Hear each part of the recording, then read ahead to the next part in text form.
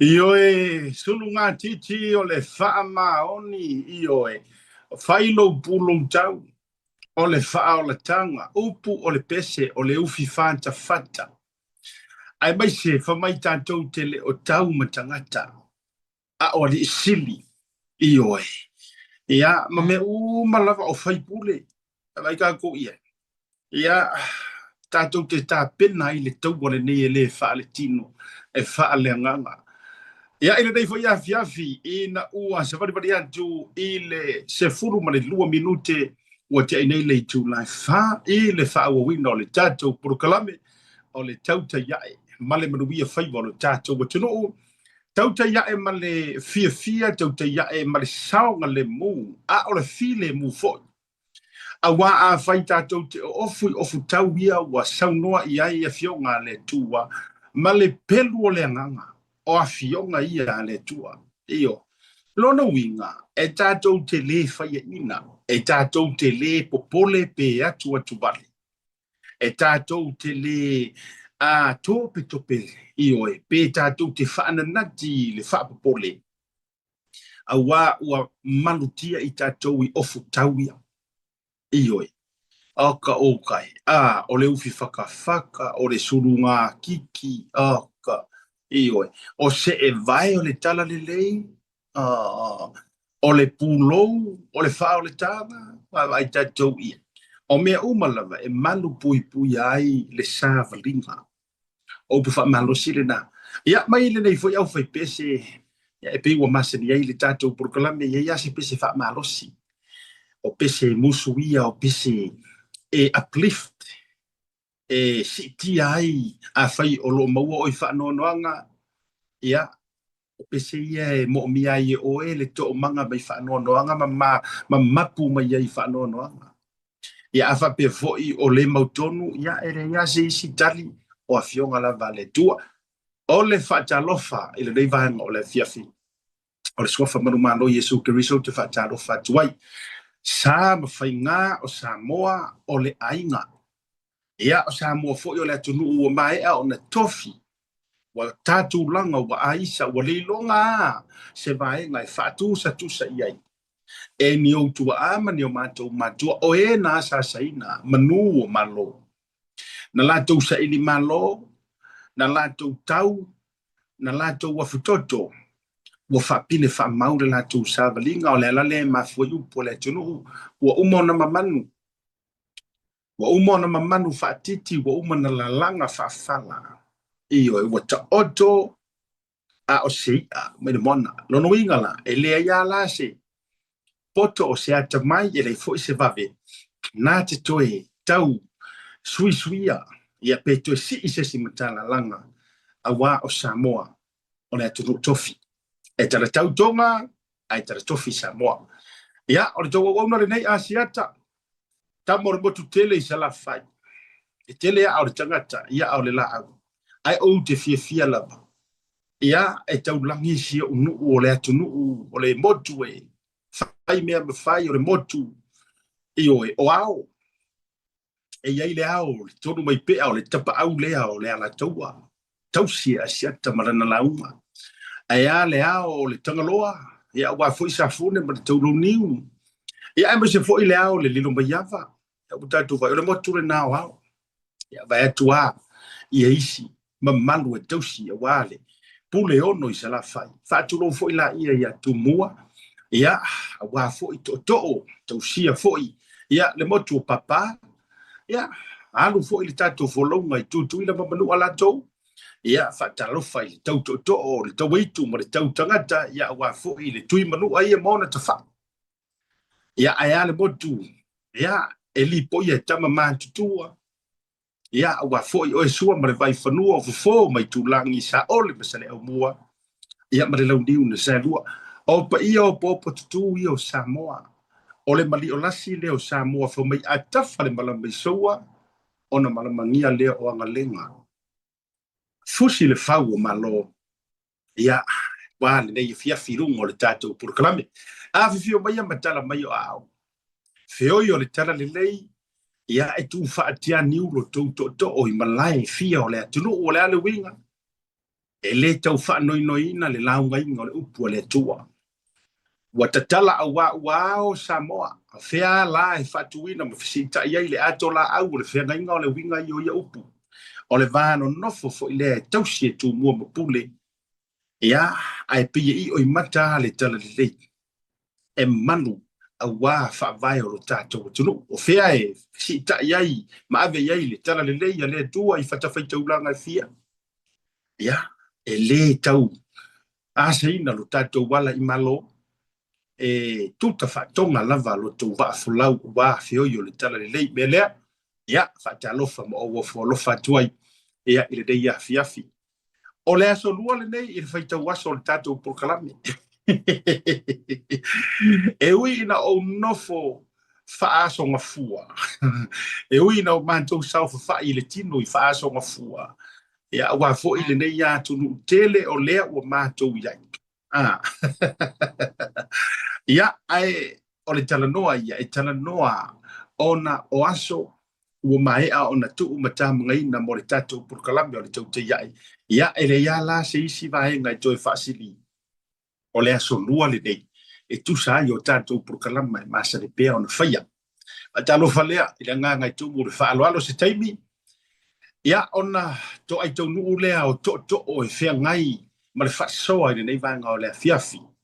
Ia ila tau fo ni to o fili le lei ia wa fo ia le tufa anga o manatu malangona ia wa fo le fa fo ba wa le tatu tru peita tu fia fa ta lofa mo fo lofa i wo ma pa anga ma mai ale tatu Blue TV ia me so le to tua le prokalame le tau te ia ma lo le soi fo mnuia ma lo le langi ma lo le fa to toa e ana ufa yatu ia i le tara le lei ma fata fai tau langa fia le anga o le prokalame le dei ma le tau tua le dei e madua i tumu ma fa tumu lia i fio i o le tara le lei to e ino le fakasa ma so se fa fia ngai le fakasa i o e tai ma tanga luenga a fiong a sunga i sea ma so se fa fia ngai ia o le lotu meto tisi po le kalise meto tisi sau ia fionga i patele e saua mai le aki e kopo i oe mo sese fia le nei porkalame ma fatala no fo a ole ia vea le fionga fo ia mo sese ma aki e kopo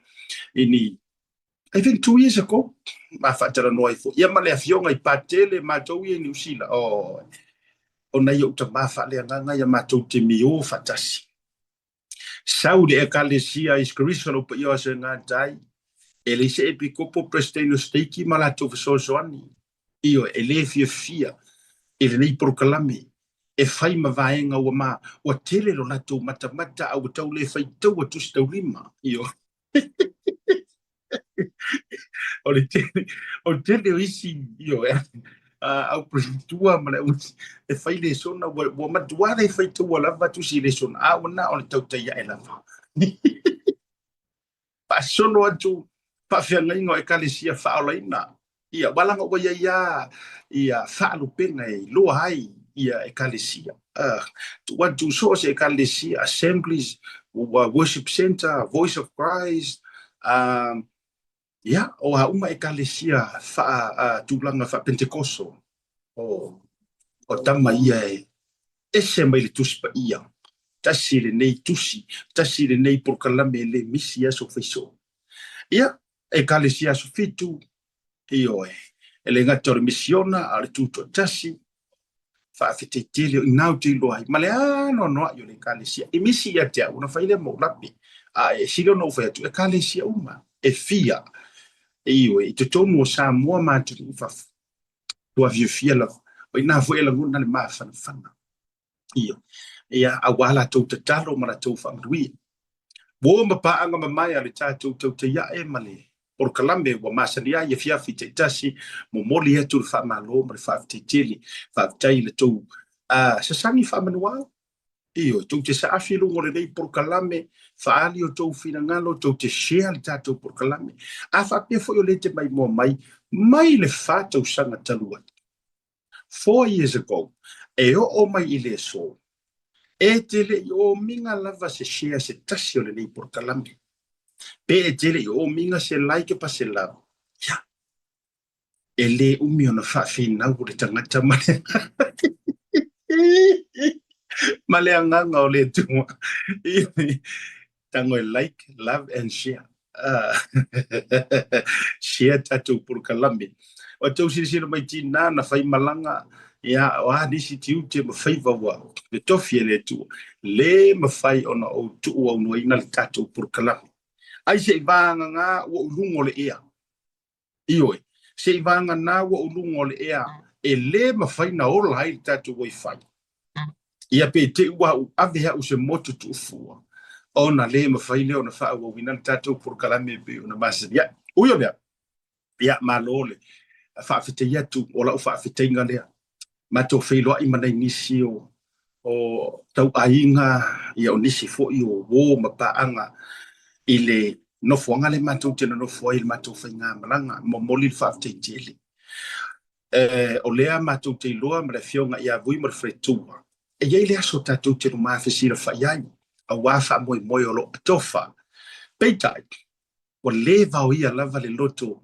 ma le puru nau o nisi ia o tau ainga ia teau o le fionga ia vui ma siona fatutua o nisi mo tatou ainga o no le puru kalami mo le atula o faafetele faafetai foʻi le suga le faafeagaiga pasta le atiganga pesa leli ma le faletua le taine o le tipa ula ia meti i oe sumu le tuasi ata ia mese foʻi o le tuafine sa afifio mai le lei taeao matou feiloaʻi ia faafetaitele lava faafetai le manatu mai ia tatou toe feiloaʻi i le aso o loo atofa ae faafetaitele ia ua maua foi siava noa e toe feiloaʻi ai ia su mai sunga fa fenga o se Paulo e malu ai ma pui e asiata ma sa mo le oi tu no ti amalu malu ai wa le lupe fa le man tau langa tangata a ta pa au ma masalafa ia ai su mai so le o le nephew o le vionga ia vu tu no ia tia wa mangu ko ma ro ki ai salolo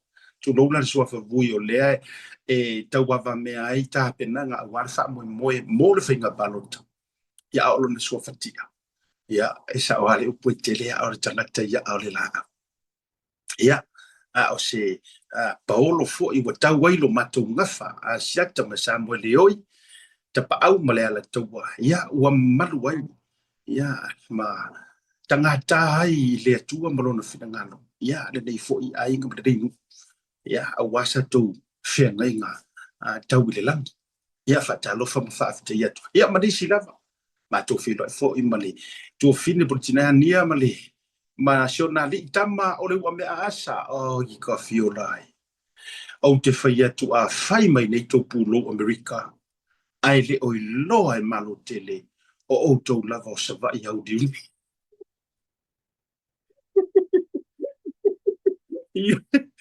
au to feo ai mai nei ma to pulo o kangi a eko a o le fua Amerika i oi. Amerika Samoa a tau whio i me tau mitia fua oka Becky style fudi. Ai lilo i manatu oi te whio lai. E moe pe aru le vaa i salafai. Ia ai le mamao la vai to muli ma le wafu i sale longa. Ma vilo ai mara e ma lo se mang fangai. Ia va te tele ia to le to fine ia ia nia mali na mai foi lai ma te feilo ia fa tai atu tu sa foi mali tato ma ftanga fa tai ia i tau ainga me se foi fans o mali tato por kala me tau te ia mo ni si le tau tu fisili mai wala mo verso le nei tala tu tai au ma to feilo ai ma Alaska ele leila o tango fa te atu ma tu fa te atu vai ngale ona tato wole de malolonga e lo tari tonunga o le o to ai to nu godfather tato officer ia ai mai se fo o le fiafira nei a to ai ma to au va o nisio a fasala simia ma to firo ai o wala noa ia ma le sunga i le usoli e ma le to tu ile e pa fa te su ona ele nei se taimi pe mai ale tato malolonga ia mai se fo i le fionga ia vu ia ona o lai fiangai le fionga le te fono po le sunga le fasala lau o le soa le pule ia te puala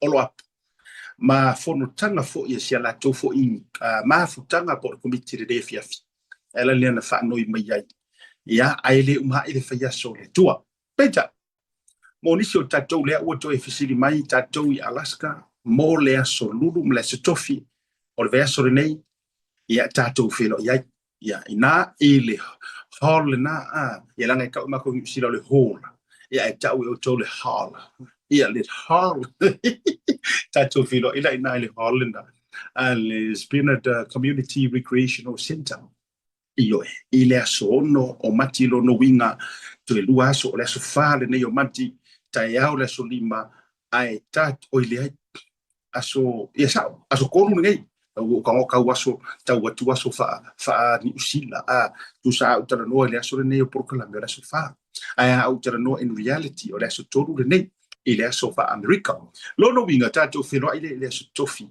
na o tu na tu lunga information o malava to fa afita ye tuai e le fionga le te fono tama lo sina to malatai ia mai se fo yo lo committee malu io e olo sa fo tu la fai Roman welese ia mai se fo yo tiu po tu sa ma pida ia manisi la vo to le ngata fo le sunga ile pristine ia ole mafutanga fo ia Samoa I na le fionga ia tu fai ono rock ia ma le totele la vitato filo ia wo ma pa anga ma mai ia le uko fa ia e un kako election fa fo se il massimo fo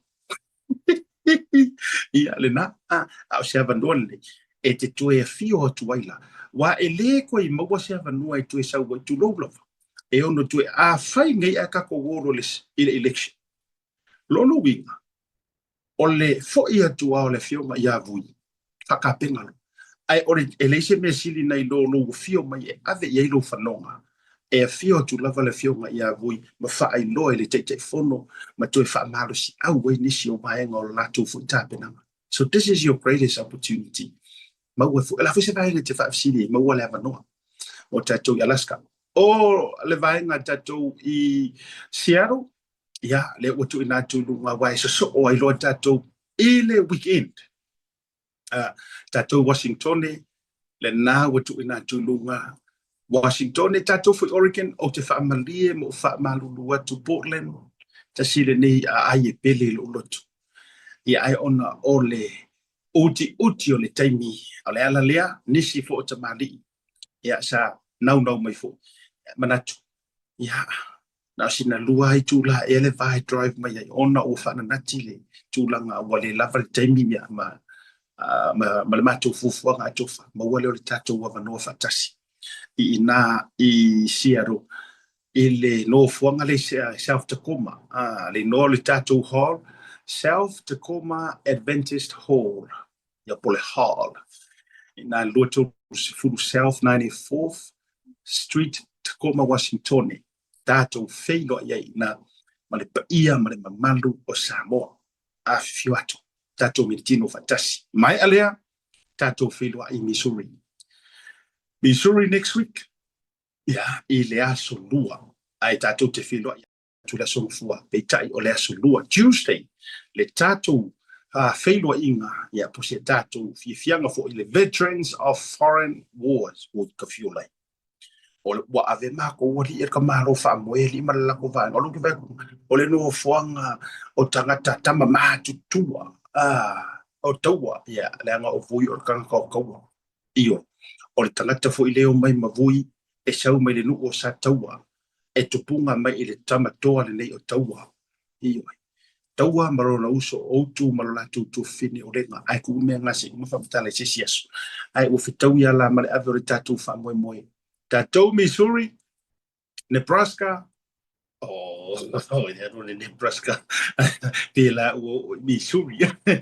Kansas City, wa umalava stete ma pito no wela tala tatu afifio mai tatu filo ia ina ile Veterans of Foreign Wars ina ile tasi o lua US 24 highway na ona mai alea tatu filo I Utah tatu filo ile Utah ile aso tofi ole vai eso le o to sila mai ai ia le tatu so fa mo Utah lu se fulu tala io ya na feilo ia I ma to fionga ya wa fo ile fa mo ia nga tele o le feilo inga male nu o matai ile afiafi o le aso lulu pe yo na fa tala ulatu nisi fo o tu le toa ya o le stete o le masima ya ona ma to fo I ma ia lo le nei le au le ya o California ia Hollywood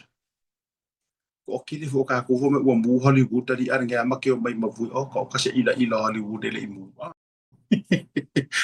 ya nei ya ile lo mua ma le to inga wa inga ia California fa ingo o le to inga o le lalo langi ya wa fo I le vaenga ale tato maftanga fo ia le tato atoa o Samoa USA ya fionga ile te tai sunga le soli ile mali to tu ile epa fa te sua ale la tu fo committee ia ma mafutanga ma Samoa atoa me se fo tatou te filo ia I ma le fionga ile te fono o le ainga o le fatutua I le tua Samoa watasi I nei ia le tofa ia pole fionga ia fu ia vai ili tapuala io olo ap ia ma le mafutanga ma to atele o ina tou e muli ta ile tatu proklame me se fo io le fionga ia vui tatu filo ia aso se fulu ma le lima ia pei ona tu ina tu luma solo ayala ia le ia ona matou filo ile Victorville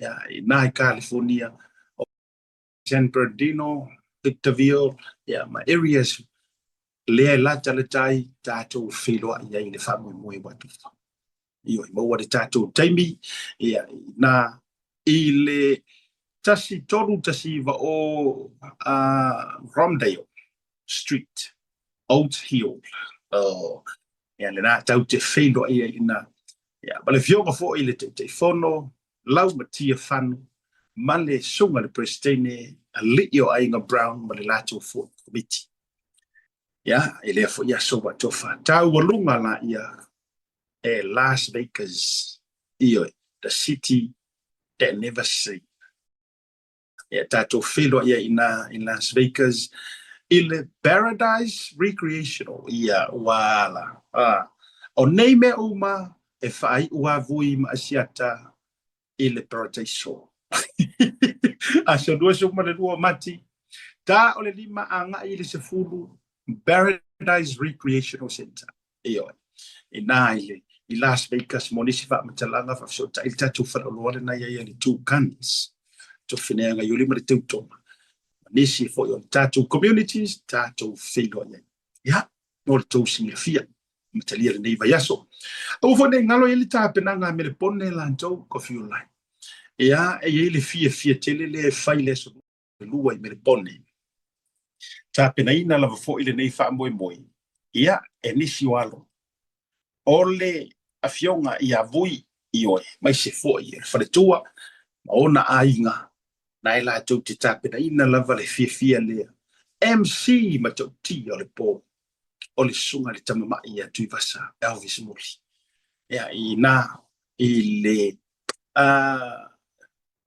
Cranbourne Public Hall ile aso lo suma le lua o mati lo so le batala le entry fa tu te ia lava e alo ma fa nau a hinga lava le fionga lava ia le fionga ia vui tu lo le fio le softi a ma le telefone ya si vala ngaya e kakala so se kero ki si ke disco nga ye fa ili DJ ya ma se fa longo ya Mr. Molly iniana fo i fango ya oni si o tatu fa si sila ka ufo dinga ata tiri atu malolonga o ne ngalo le tatu recitala mole ainga le fa tu ile tu sa mo tasi au kilani to ina tu fo ile te mi nei mo wala vanoa o le aso sa se fu mo no mati Oat Club Otahu.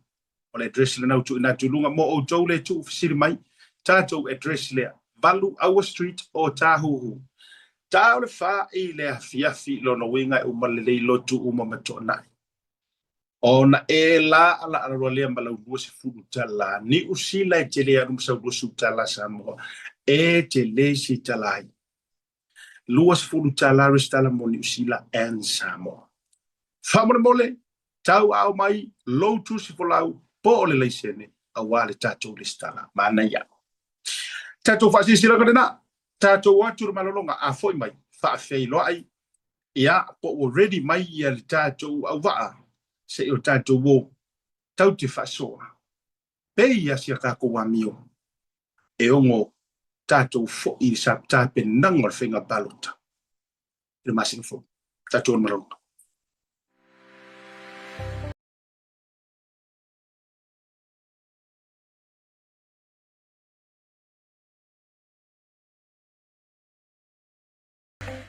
Talofa Lava. Tasi Market is here at the Mangere Town Centre, the heart of South. Mo le whaonga hina o le talofa voucher. Dial www.pacific40.com ilo pinga te whailangi. O na whiriwhiri leo le au nanga i te whaonga hina e pei o whatonga, prepaid, bili o le vai, bili o le moli, e mwhewhona utuai le ta avale le ngata whailea. Tūlanga tau i tau mafa, ia po se keke o le whaipoiponga maso whanau, e mwhai foi ona okai, tau o le whausia ino whale, mauta malawa i Samoa. A mai ona whiriwhiri le au nanga i te manao ia, ona o omi lea. Ona filifili lea o le whalaoloa ma le nuu o lo iai le nei whalaoloa. Mautinoa ua sa o le lei le whalaoloa ma le nuu. Filifili lea o whai o le talo whawauta e te fia whatawina. Mai le tolu se furu fitu se furu se lau tala e o atu lava i le lima se lau lima se furu tala. Ona filifili lea o le upu check out e wha mautu wai lau whatau. Ma le tua, whatu. Taimelo wa jilea ua joe se fulu ma le fitu minuti o le tale o le itula lima. E le tautua whaawa o le Blue TV ma le chancho Purkalame o le tauta iae. Ma le manuia whaiva o le chancho wa tino e le rei whaia fiafi o le asolua. Ia o te toi o seanga o na join mai loa lea o chancho au wha au to fo i le neivanga o le fiafi au te le mai loa fo i po uto ai tunu ule safo lau o le sunga Godfather ia i le chancho Purkalame. Ai ia o le ute vava ia tula ua musu mai la angeru tausi o lea ua to ai le vatele o Godfather ia i le tato ua ofisa au tu i marukau ia o te roa ia o te fifia fata lofa ma o wofo lofa tu ia i le sunga ia Godfather a whapea o le fōwailunga ma tato ma lofa alorongia ia e masania i sunga le usori al maritoa tu le epa whafte sua ma le fionga ia vui ia o te whatalofa ia il tato o wa. Talofa malor se fomanuia o vai atu i lau suti o lofu siua ma lau mata o pei oe o se pero feta o lo o feafioa i lunga o le fonga ele malor se fomanuia le atau.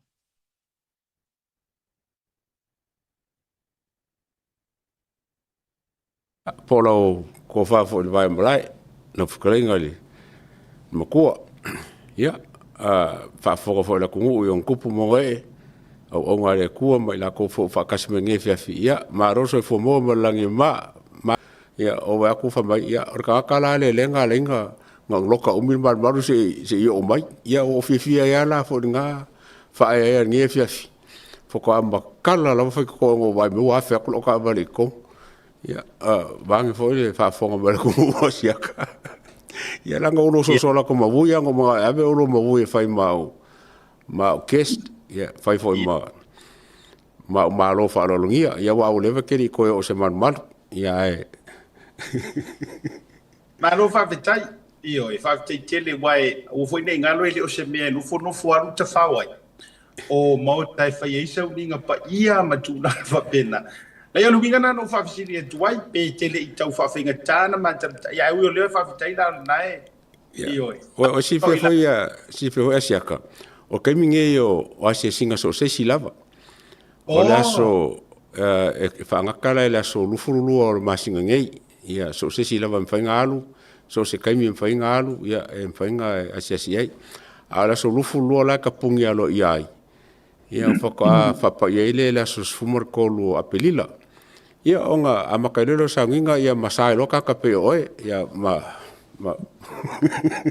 ia o le ala wa batu fa mole e toi malanga i sia so nei vai yaso e fia batu ma fa mo atu fu ma no fa mole anai io fa mole batu le request le na se e alwa o le limo de tama ma ave o le maru ia awa o te ngona o misaia e matua fefele o langa o misaia ni ai ele lele a mititi o Ryan le na statu tamani we e pa wa se na misa e matua fa te yo de musu pe a fa pe ta o ye to ina no fonga ia ai o nga fo i mo la sunga io e o nga to realize sai ia le savadinga ma le alofa o le tua wa ye te mi pe a ta mamau pe a mamau fu le male ia pe la wa e alua ma e fu tua i me pa ia fa pene ai fa fita yo le night si le fia lava e pe o le alu le wi fa mo oa e to fo i lava fo i ma io ma fai ma to va ai tu langa o le moto lo na tama e sa o loto ia yo le fa pero ia tu le fonga ya bu pile le wo vai wa join mai ia ma no se por mi vui o le te tau mai o le o te toi fa angu ya Godfather ia le fa tau o le bele sa do ia nei e le o se no fonga a me fu le pi e te no fu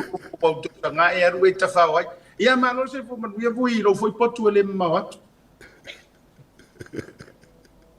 O folo fa pelo e tu asiata ia fa pe fo ia fa talo falo ia fo ia tatu so Samoa o ia I New Zealand ia Aotearoa ile sunga ia le tau malole tau ata I fa tai fo io no na fu fuanga te tau ua fatinoina ia wa fa pe so I fuanga tatu io ia le teimi ia fo ia la ai la e se malelenga ia e fo teimi tu mai ale vai tu ai tonu mai le leita vai nga tau ana ele o se faangalo la ele o se faangalo o anga masan ia ai ona o le pisiai tu te faiva ma nga ruenga o lo pe la silfia fo ia te mafalangi le ai tele o faangalo ia te ia mala te singa ile te I male te ia va pena fo ia se tala tu le mea tasi ai le ia o te mafuta o te mi o te lo fatoi o ia vai la o ia se tele me utu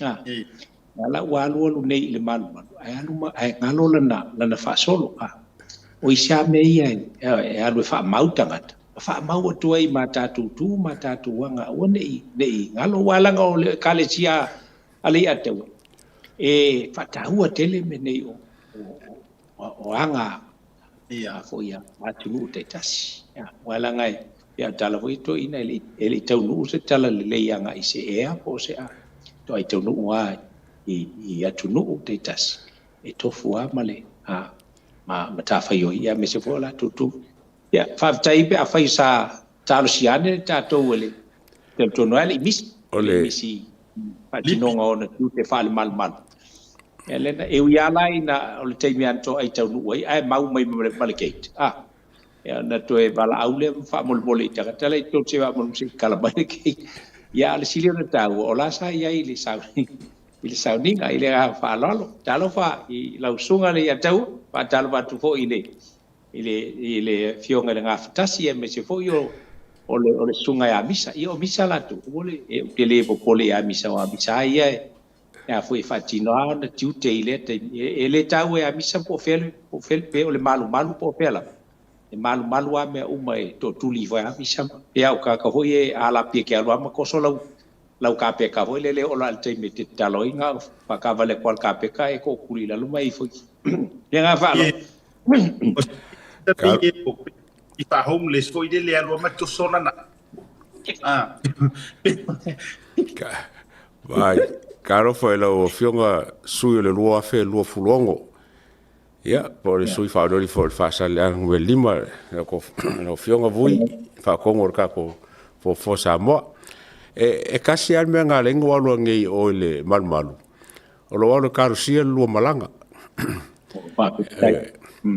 awa ye poku uma lava fo malmalu salo fo le fa fo ngis e el poku kasi lava ka o poku se skila o poku nga e sale pisa ses yo nga sa va ko mo mole ko mo ya I banga onga fo yo ngeaso ya wale lua malanga ele nga ko lua malanga ya arka ko fale fa sa lau ngi sila ya ame se for ka ko le kio le fo ya fa penga for si fongo se orka o fo o menga nga lengo walu ngi o lo ma fo ki a lua ale ke ko ke le o sia ka le ka mai ai kasi le ka mo kwa ma fa ila la ka kalo ngi ya se ko poko se skilo asia oi ai o le nga ma walunga e fa tai fa tai momoli al fa malo ma fa tele ia to lu so matua fa tai wa ave fo io mai ngoa wa fai ma fa malo si au momoli ai mo o tono le potu io e tu sa wa tua tele alo na nga tele io ya fa tai atu awalanga o open house fa penei tu langa ma busa ba tu fo i fa funga tu o se ava no tawa se ava no fo i te suatu ia ma vai te fo ina to we o faita ba tu fo i fa funga buta to ye ia fo tangata e o faita la makala le anga I me o lo fa pe fa tino tonu wala fa ia ai nga fa ngonge e susule le ye walanga o la ye tangata kai dinga ma fa manino fa mala e pe ale o tala fa i so fo ile le toma fa to ata di tonu ina e va ai ia o me le anga lo fa yo se kala ai ti le I va ai e te le ia lo I fo I matulanga fa pena o le whaatau ala o nei o rua i aso po o rua i vai aso po le alafa le umi e tatala ai no fuanga whapenei ma malmono sa le kalesi. Ia e tau ala va mo tangata i e pi e le tali tonu fo i tūlanga o le tala le leima o la tō fo ia o. Ia e te la ngona i fo i se la ngonga winga ese. I oe, ia e le tūlanga o le anganga pa ia me tūlanga whapena. Ia, ai, au te lo le ufa mani no atua. Ia, au te lo la misi mai i le tūlanga o le whamani no ngā. E pela e atangia mai ai. Ia, na urua i tutonu, ia, maua va ailo masesi fo i le lo pukara me tukte, ia, e whai ale o nā tatara noanga situri mana. Ia, ai le ngalo atua, i le mena rua iana nei, ia, le supai ali. Molo si le fia siaka. E leo ngali i musulimi sa mako whakas, ia whapenga fo ia le ainga ko whao au Hindu. Ia wa baila te leo la ngaurenga sa wharingi ngi aso. Sa waia le suia fo i o la kouma whau ma le whape o liu roku pe ango waia le suia o la ko langonga. Sai le ingi la kumangaku e whapengu langa fo i le karesia ma malu e vai solo iei. Ai pe ko amba ko molo sa wango e fo inga nga sesi kongu, ia, o kuranga maofa nga wa o tua le malu le Hindu. Le nga kai auskaria o fiki, ia, e foi la ko kuranga fo nga e saanga e se mang fasia so lima e kere iulu, ia, e saanga e me fa sa fo le fisiri mai a oi penga, ia, a le ai, ia, e kaunga lima so e ke fa mama ai kere iulu kongo le malu. Ia ke la kaimia e ke la koma de se mawala la ko ai la ko malu ia mal vai nga fo malu ngias i pe le nga fia nga o ka ko fans la ko ia nga sei hello wa ia ka kalanga sa ka fa ma fa ela o la ko mo la kalango ia o le muslimi le ngali muslimi ma la nga Hindu le sa ye Malo paftai te le mana tua i ma il vai nga lai sa moi iau te mina i tono le malu. Sa o mangkua e ui lava li whapa i ingal malu. Ia ai sa o mangkua lava fo i langonga ia ma me kaung whai kong. Ia, ioi. E mana e whapana tu whamon bole misa. A o e mo mai se e toi senda tu lava le link i le siu fongo le tai au fau. Whamon bole i le sunga tu le pawhaftaisua. Toi senda tu intatu link whamon bole pale ma le paese passport ma le ID ai feno nai tau faile so ma tu le pai e login ma tu langa fa pena mo le awa le tatu ba fa so le vanga le ia fa feno ia tu ia te olua ile nga ma wala lo fo ia o se fianga de ne fiafi le uto e ato tatu o va si tatu talia ia le so fo ia tu le pa fa te sua o le fatonu o le siufonga le tai au fou nei fo i California ia e fa popo mai wa sona finangalo falia ai o le tatu faso na inisio o mataupu dai la tu fet la tu e vatu wa pi mani le fio le o le aso finangalo vui ma ia pe la tatu no sina malo long pupu se tau fai mai le tatu ia fa tasia ile ona lo finangalo mana ia le na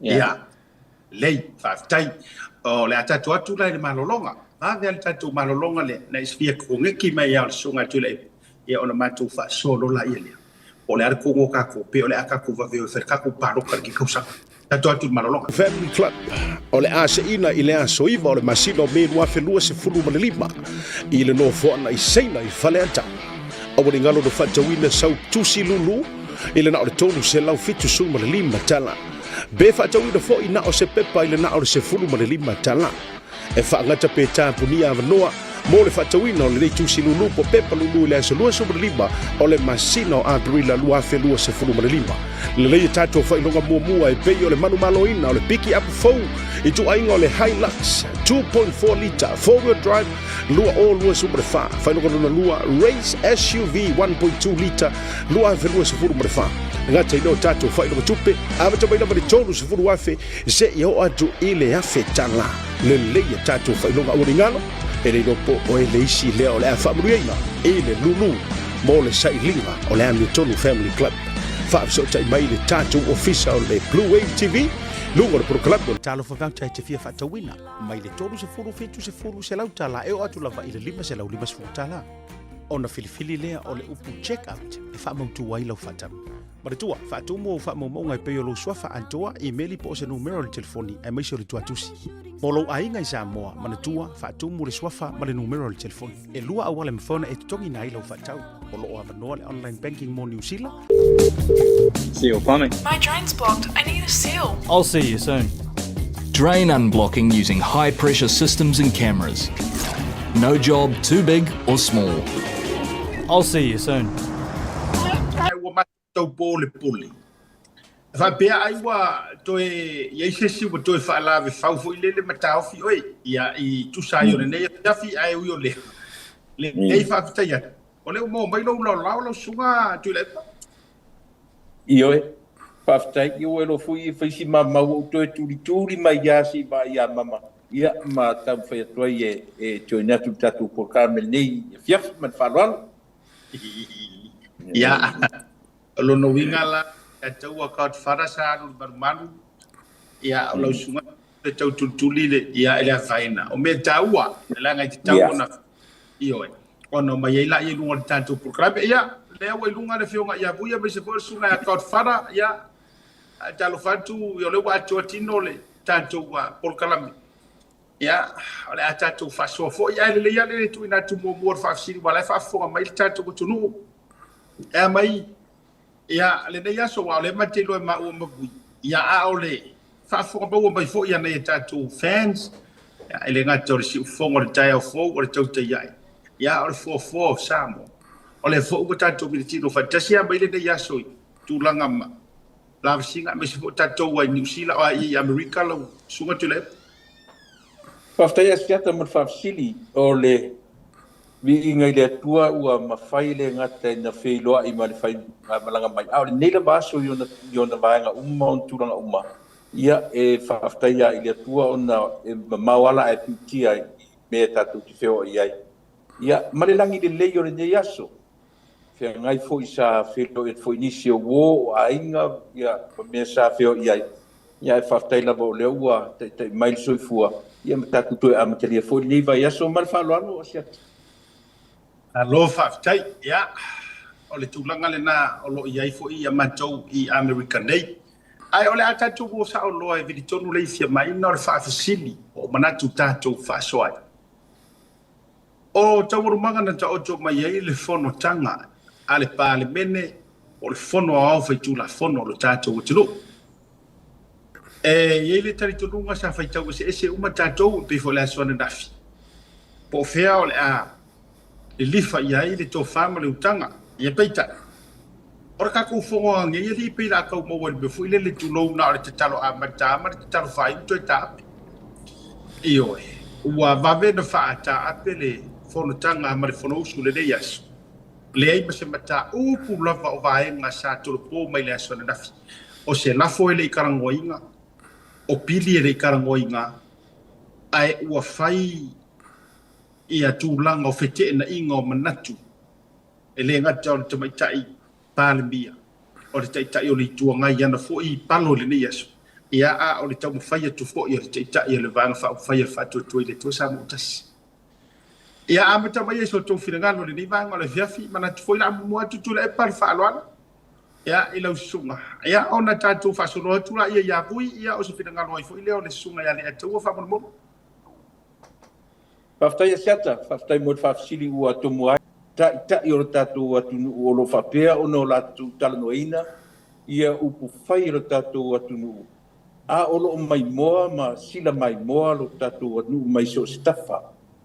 A whaila o longo le leia lātou. Ma lātou whaiunga. Ia o te le loia o tō au. O le matua le matango fie lavo nei whainga whape nei. Ia ai maise lava. Leanga o nei fo I ona po asiata pe ua mata o na a ngai e tupuranga talavou.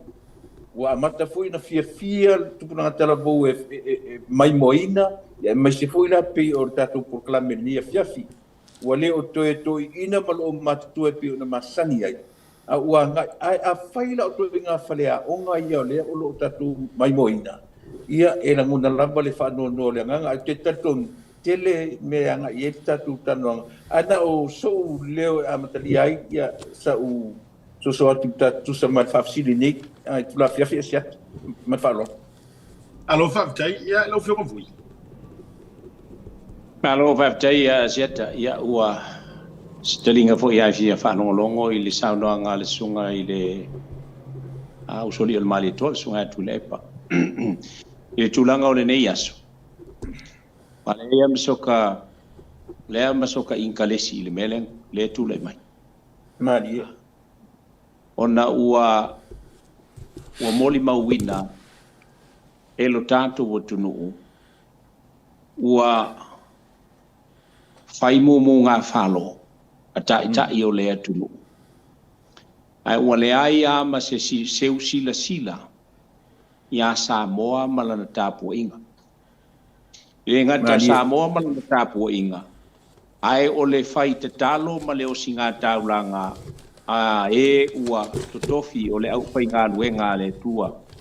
Lātou te ola folaina lana tala lelei ma talo sia tulanga iai me ne ngā malo. O se vaenga la malea e langonai le whaanoa noa. Ona ua sisia le fu al tangata lanto. A ua le ai se seu silsila. I le so ua na o le langona fo ile le alofa o le alofa ua nga i le tunuu i o tātou tamam tina mātutua o lo o lātou tu i pēa le muli papanga maula le muli la tāpua ia whaiva. Ia o le upumonia. O a whaiva o le atu e tāpua ia e le tunuu. Wa fua mai lava i le tamaita i pāle mia. Tu watu i ai malana kāpeneta. Ua le ai lava se isi o le kāpeneta. Pei o le mele ua maita watu. Ua na o le tūlanga fo i lele o le mana o a ia ina ia tū malo la lātou fina. A ua ngalo a mea uma. O fo i le taitai o le elewa pe pai tu au whamtalanga ai pe ina paule o le nganga vo ile male mai ta watu ia o le lava e tau tata ile mo le ala ma lolo uifo ia lona pa malama e tilo ia Samoa ma le tunu le o ta wa ia me tiko ila tulanga yanga masani o le pale al kala silionga o na lo fa ia o le fonga fetalai o le o ina avatu e i lātou nei. Wa pei ua o lātou whātonuina le tō whātu tasi. Mari. I tu tonu o le pālemene. O lo o au, e au le pule, e whaafoefoe ina ai, tū la whono tū mau o le maota, e maise o le whaavai o Samoa i tu tonu o le maota. O fōlinga mai o matua lea i amseisi, wa le ese amana ia. O le ese amana ia. E pe ana e saunoa, fo ia tulepa. O le manu manunga, ona ua, o le avea ia whainga, ma auala e whaasi ungutua i alo ma whanau o le tunu. O lo ua lili whātu lo lātou tali tunu ngā mō se teimi mua. E lo uatu o lātou langona, e lātou te fia mata i tu ina hai upu whai o malo o le tātou tunu o Samoa. E o vaenga lale. Pe tasi lala sanga le tātou te le i, e le i whaafonga e le tunu. Pe o le ase tō whā. A le fionga i le tama ainga. Le fionga i le awa malu o le tātou malu. E po feo le alifa ia. Wae, po alawa ia tūlanga e peo nei. E tasi a ia le aunga o le whaenga le nei. O le momo i le pule, ma ua whaasili au pule, ma ua matua le ia se nganga o se toe manatu ia Samoa se nganga palo ana. Wa uma upu ia na whai le lafonga i teimi mua. Teimi le nei. Wa le toe na nea se upu e toe wha. Te toe tia paalongolongo ia. Au mai a ia wha mitalanga malangona. Wa le maali e se palo. Ia ile nganga whalolo asiata ma whapefo ile ia taua ma le sunga tunu. Alo whaafitai, ia, hale a taua, so manatu i te tūranga o to i le whono le nei aso. Sa o mai kaua ia ngi vanga kaua lava sa kau whai iso o mangako. o le memo mongo mai kaua I la wai aku. Wa kuku mai le HRPP. Kuku mai le fast o paki alo ia ma paki whakula whongoinga. Ai kua koe ma le asosia fia me. Kako kau le asosia wai le isi me whainga koe kaua iai. Pei fōlinga mai wa le pālengi maanga lea o le whi ngau ma manga ia o ngi paki alo ia. Ai whaafiofi koe ma le kama asosia lea ko o se furu lima ia kangaka. Alang o whakuru karanga, langa ngō mai kaua le ia saunganga al pālimia whainga la. Whamai ia, le vāanga ofu momo umai aku mai. O lami wa le kusi whapeli lima. Vāanga ofu momo umai e ngungu mai, a oinga ia mar vāanga li. O le alawa lengo whapea, o le asosi la le mea lea. O le vāanga fo le kakui mai kau fo i o kai momo le o kupose mea whapea. O le o se asosi whilongia mangi pāki. E ma le minority government, po se whainga mālo e kore kiki ngumela. Mai le whakura whongo inga fo, unconstitutional, unlawful. O le waenga ngā le momoka ko kikirok tiai. O aila le po ilwe, e kauma I fo le vai o le whonga whakalai. I langa whai unga sa kaunga whai I le kaimi mua lapa. Mua lai unga kupu mea ia. O langa se le o kupu mea ia. Le la wa marosi ngai ku le epa marosi mai ia fia me le wa makan ka alo mai lunga e fa ku la fongo inga ia lo ka alo mai ku le epa ku se fa ku la fongo inga ia ku fia me e le am se wa fa se la fo e mo ave se fia me langa le sang paki o le menga sa ka nga fa ila ba yaku o le wa ke au fa ku la fongo inga le ku fia me ma fa au menge asa ka ro nga se la fo le makanga e whakura e se fia me le isang paki a kongo e kau wheo lolo mai ai le vevesi lenga vese ngi sa menga sa kau mo so rao ia o kikirok ngai lai le muka apu le wa o kupu mai ngai o le la wa ngai I le lafo keu a foge nge kui le epa ko ia ngai le lafo keu lunga kor keu nga al fast party le lau mafoi ia ko ngā whongo i whaingi, pe rosu mingu ki erka e au, ai se whululua mingu ki. Le afi, ia, o se o ngā langonga le vāinga mua ka ko karangonga. E kwa le pā lengi ala wa ai, le whi ngau, kusa lau whi ngau le...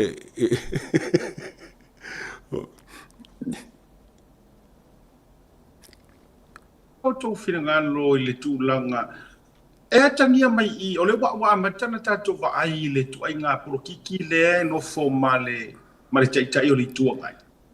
Now, we can say e mawhai ona whape antu e matuala na porokiki. A o le upo moni. O le matua palapala le mafu fautulo, fafunga le atulu. Obvious. Ana o whai atu. O le ua piki tonu mai ai le atu, o le maenga na ufia mana o e vatu a matana. O leanga kaula mua I lunga o le media, malanga alanga, e le whaakura unconstitutional ma le unlawful, le sau whaia fia mei. Ainga onga le pasia o langa motion. Le uoso mai anga lela, e pia tangia mai.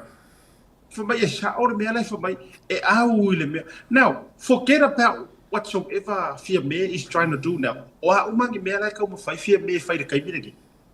Ai a kako su ia ma akarangi u ma kako wo evangele a o mea umalenga ke faia e fai mai lunga o le lefa baia o nga ua le eisa ka paki o sidi le lupa fufo ua ngalo ia kuila e pa nga kala na fai ua koe ngalo ua fatu a kalunga ka unga nga amaka mai a o le ua amata na koe confused lava nga ia e peia tangia mai ua confused lava nga ia ia nga ya so fina ngalo a vui a tule pa ya na fa so be fele ya vui pa bon bon pa ftai asiata le u mautinoa Samoa ma le fo u tatulo e moni o le la mai fai tau ya e mai se fo I la to e mulmuli ya tu la pa o por kiki to ina o matua a le fo la u tatulo ai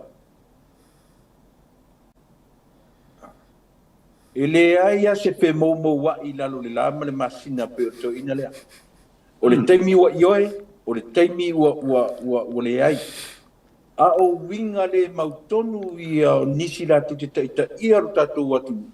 Ma ua te tau fo'i o I fo'i e mausali ai le filifilinga tata. Ai maise whainga pālota o leo ua mai. Leo o tātou mata I tuwina a siata ia maise fo'i a le ataua ma vui. O winga le mautui o se taitai o le atu. O te whaingoina ea o se tangata whe mō wai ana whaiunga.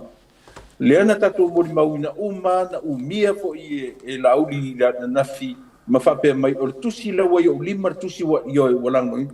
O ne whapea na whaina nafi. O le taimi o sau o peu fōringa mai whapena, o le taimi o sau whapea, o le taimi o sau ia, e sau le leia o e fia me, e sau le leia. O winga le mautui, ma winga le mautonu. E le whailano whapea o se porkiki tau tialo na le lei. E whai ona o whaitauina, e au rawa I e lea whainai o tau, o so u lea langona. Ona o lea o whaalongolongo male manino. E lei lopo whea tonu tu ato ina. O re teimi ua langolango fia me. O re teimi ua hape ai sa ta taulama. E iai ai si sui o lae pe tau maona ini o lato leo. I seven. Atone ia se teimi whapea. Mai se sui e le ai o e ana I tu lepa. A o matu le ai o te matu te le lango. A langa o le la ta ai whawhala tu e mau whapea. Ai o loo lea manatu asiata. Wa te tau fo na mata I tu tātou atu tu ainga ta aloi ni tu inga tata. Io ele ai se mausali o iai ai fea ko lua I whapea. Ia na o mea maru e lue a mea tātou te wa ai. Ma le mawai se mausali e meise le fita whafonga le atu. Ia e la whaina o le ua lata mene palo tātou te whaita winga lata. I to inga tangata malana ta inga. E te tau o na mafuri iai e le tau intatu tu e wa ai tu inga ta I whapene. Io polo kiki lea, polo kiki lea e muri. At the end of the day, it's all about me, myself. E le o alofa I tapu inga le atu nuu. I se vai, o le anima whau latu. La alu atu fo I neva yesu. O loo whafonga mamata I tu e le atu nuu winga o anga atata nei. Ia. E le whape e tātou te vāre, uma whamalmore aseta. Ia, o so, e manatu man whalalo. Aftai lo sunga ni sori al mali toa, aro whiko fui. A se taman whawhonga mero tātou tunu, ole maota le o tātou tilo iei. Ole maota ua whausia I le polokiki wha HRPP. Ua ta ina I le porkiki fa HRPP. Wa o le upumonia o me umalawa nei sa whapeona. Ona sauno iai ma tautala iai le taita I o le itua ngai le oi nei.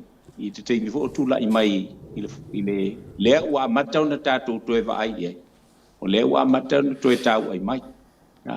I le tūlanga vo I le ele o mana o mia e tātou le mo le polkiki ele al taimi le nei o mana o mia tātou le polkiki sasao ma le lei le anga o le tāpua I le tunu e tāpua I le tunu o le tūlanga fo I lau tilo ma lau wa ai tulo vai ane le whafunga mai le tunu o le mataupu le tula I mai ua le o la ngona ai le fina ngalo le tunu o le winga lawa mtala ngai le ulangona le fina ngalo le tunu o le ua lua aso o le aiani e pe ua le langona ia leo o sui fai puli o ila tau ia o loo avea masui o itu malo te tasi le lava ua apo alunga I le tūlanga o ta ila tau male tūlanga I pe o nei le la ua o nei na tātou o to inga polkiki le polkiki amusia le ufai tātou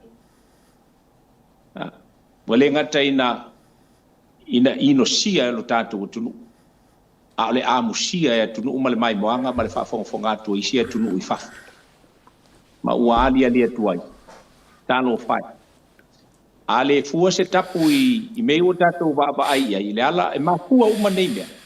Ona o le ola fa sa sili ma le loto o le anga o le tangata.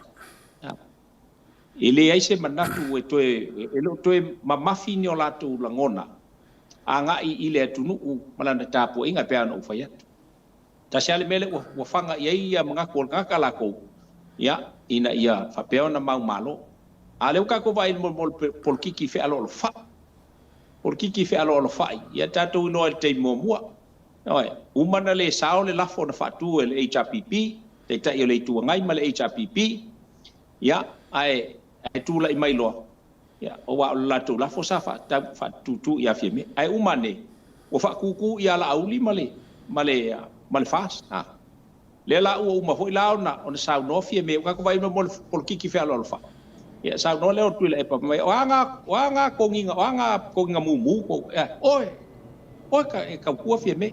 Le o tātou o ile saunoanga mua fieme na au mai o le whainga malo le nei o le whainga malo o le fast kua e fo ia swimming ska ia ming ska o le afo ile minority e whai mai lama o le fast ala mele ka ku fa longo ye o le awali o fu pole we mu ngai rona winga le la o ta tino le solo le tamalo o la to le to ia tono o le fast.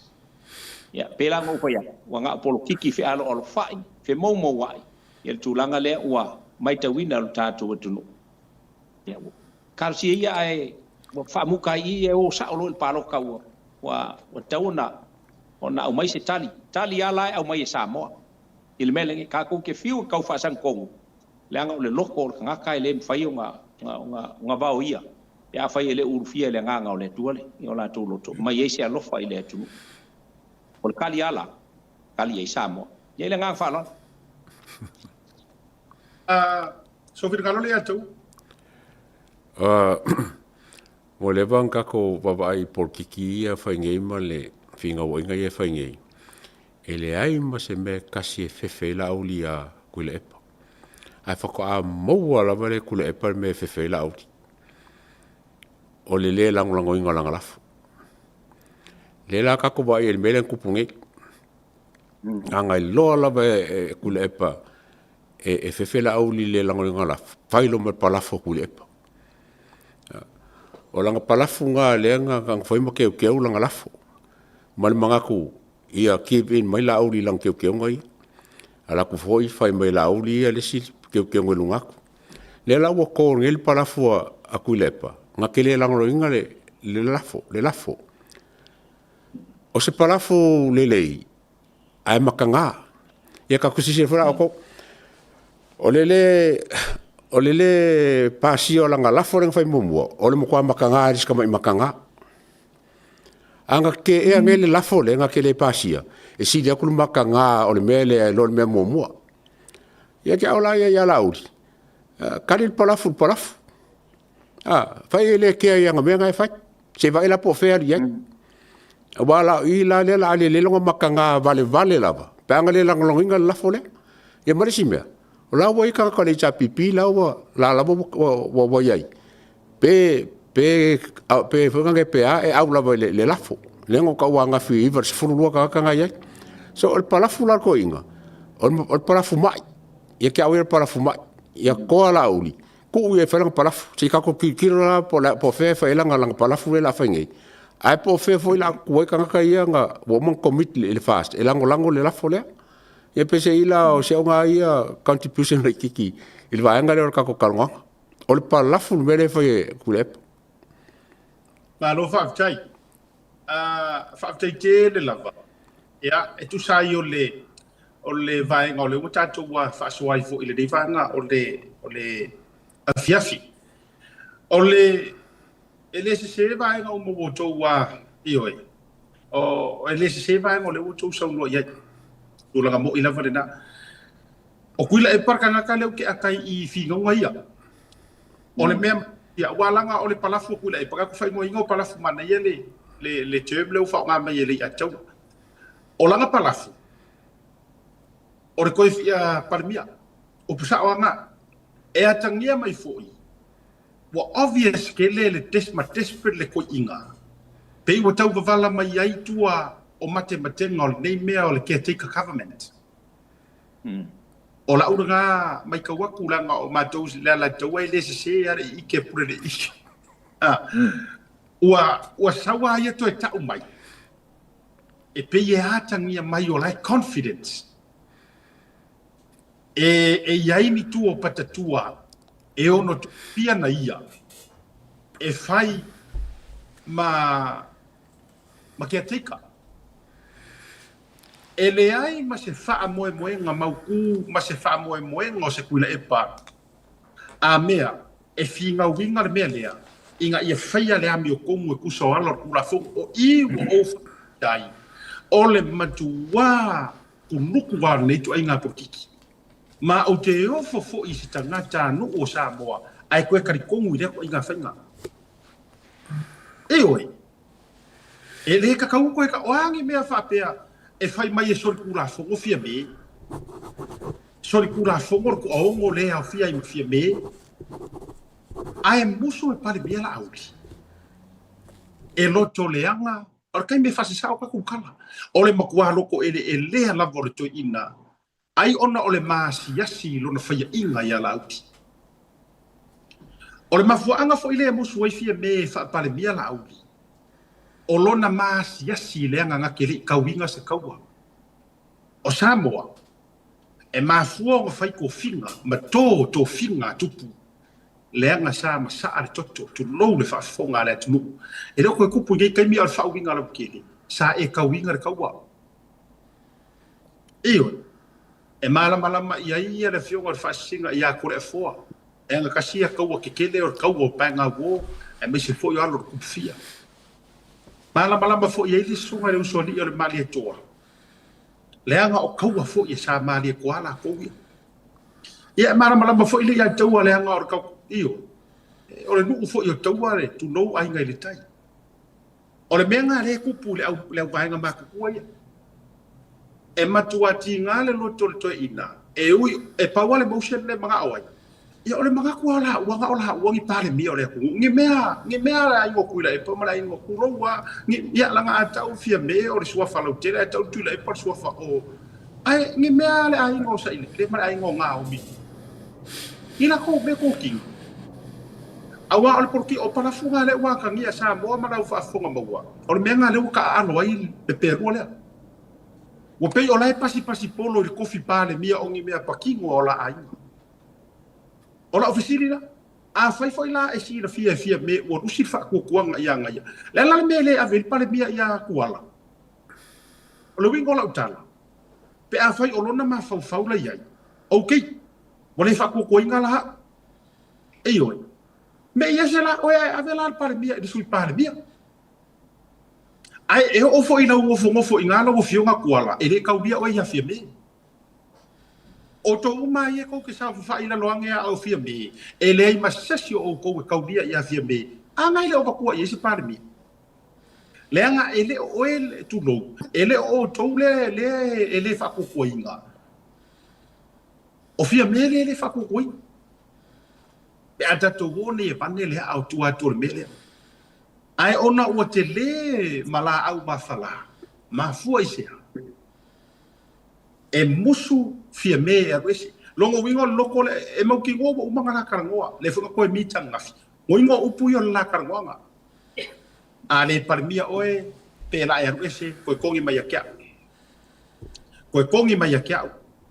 a e ya ko kongi aku ya oe a wala vangi parmia la auki po parmia sesia e o ya fu ko e makanga kai e kau mi kai mai turo ele ai ma sesia fa ko inga ku le o le fesili o te fia fesili e tuai te mene nei i tatou whaasoa lo te.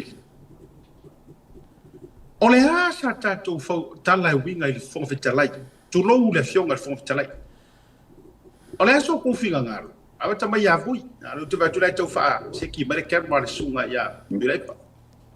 Ia alo, o le asa o kouwhinga ngaro winga le fonga fitalai. E le ua koe, e le ua toe tau fia lava ma to leve o le upunga le ko e le wa to e fa fa ngata lava na nga wenga ona o mea sa te tau na fai mo o le fai o le la a maka ko fai ai ko fa manga ma yer vai nga le o wangalo ya o sari ifia me wangalo ya o la so to fina what's happening in the Fonfika line now ya meta mai so fina ngalo bui ala tu ma lo ba dai asiata ma usofo ia misel fa funga mai tatu tunu ole we sa no va ngale ole upusilia na matu ya le na la foi le au mai le minority government tu lo ole upoto ya ta wa fa winga le upule ole a foi e lu mai tua ya pa upuye se fa winga ina silio na lata mai e fa ngutu lua e fa ngutu lua le tua inga le na mai e fia me mala na baenga ile tulanga pe na il fonga fitalai ole upu ai masani ai lo tatu tunu e te tu uina lo lau tai fau e fa fe ai e toi ai ya oi tulo batu fa fonga bel tatu tunu ole baenga tonu ale le wa matau na fe wai ona ilo ule atel tununga na lo atel tununga to tas ona ua fai me tu ule fonga fitalai pai me tu ule fonga fitalai tulanga pe ona yai I vaenga la le tatu te tala no ai nei ai ole tulanga voi lepe ona tatu tala no ai I le mele o le caretaker government ye te ilo yai na o masal salonga ula vai ai lo ila utilitilo mala ba ai o te telitonu poi o toi pau al fa tuanga le ye nei walela o ngele la saule fia le fon kala I fa makala mai I le kulanga pe o ngai ku inga nga ba ku ya ki ai o te telton e mawalunga ile afo ile e mawalunga tele ile tulanga pe o nai ai ile aole malo ia le tu inga le o lo tu ina tu ho ile le mata wa ile minority government pe ona yai ile fa fonga bel tanto tunu ai asiata ma le ataua mai fo ima male sunga ya tu le fa matai ma fai ola ofisili la wa bat fa matai ma fai ele ao le malo ona ave ese le painga malo afia me ona it's a minority government ai to fia Seisi minority caretaker government. Instead, ole tofia lo lava o se caretaker government led by whoever leads the majority of the house. Ya o se tulanga le ya tatu talia wa pe na e sauno sia ole ya le wa batsa ono ulangon wa umio na fata vale ele fonftela ile meta upulena le wa o ina toe vai atua toe utia ai po telai ia ona ole tulanga le ole sa te wan fai le amta tenga falo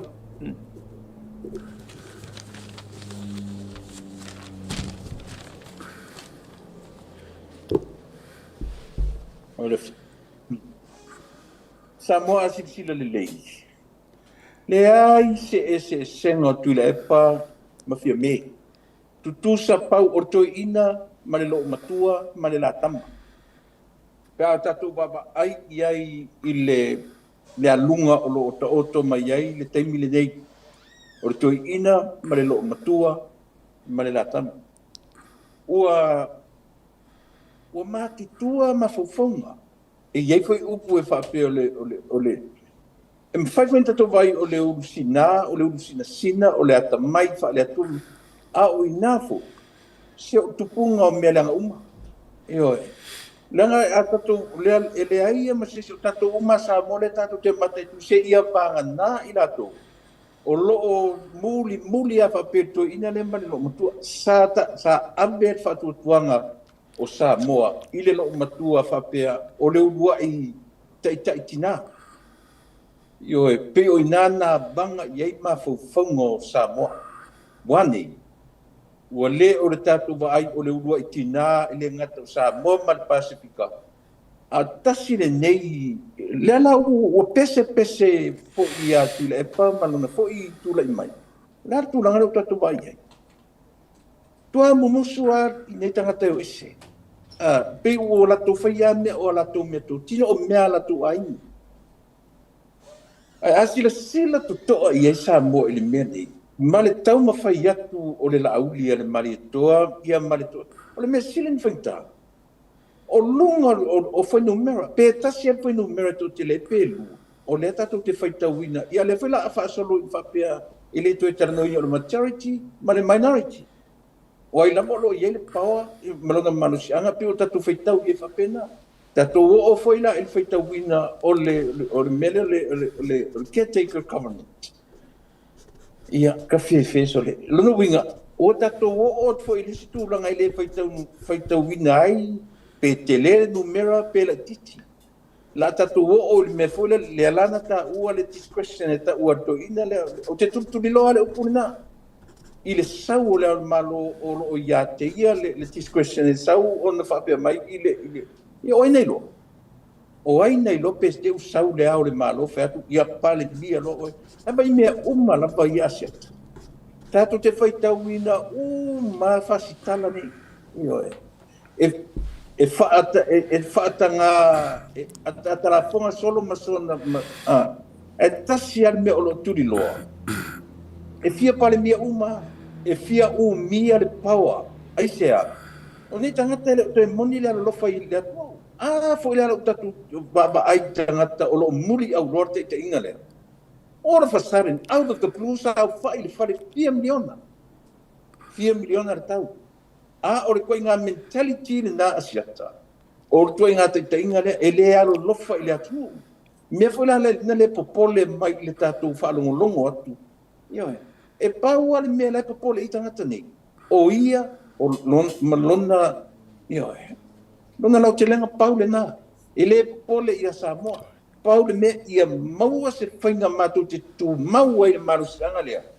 Ia o mātou umia le malusianga male mea tau tupe se leni mātou te controlling al finance ale atu mea tau se leni mea tau tupe o i e taula i e po fea lava ma fea nga i tau te oa le natura mea asiata na tali tonu ina ila i lea leanga o lea na lafo e fia mea tala lea la ua o na fai atu ia le to ruse fulu numero pito te le lavo i la atu le lana ta ua me la le o vanga pati ia mar kalap o le lo matua le o la tu tam fai control la tu ai for la ile control le na te la tu te fia o mia de pau la tu te fia o mia ile ta tu mata to ia le o tu le tangata ele ai masona to mai fa to I mea tau tupe le watu ia le polo ke te sili na tele o le pepe ai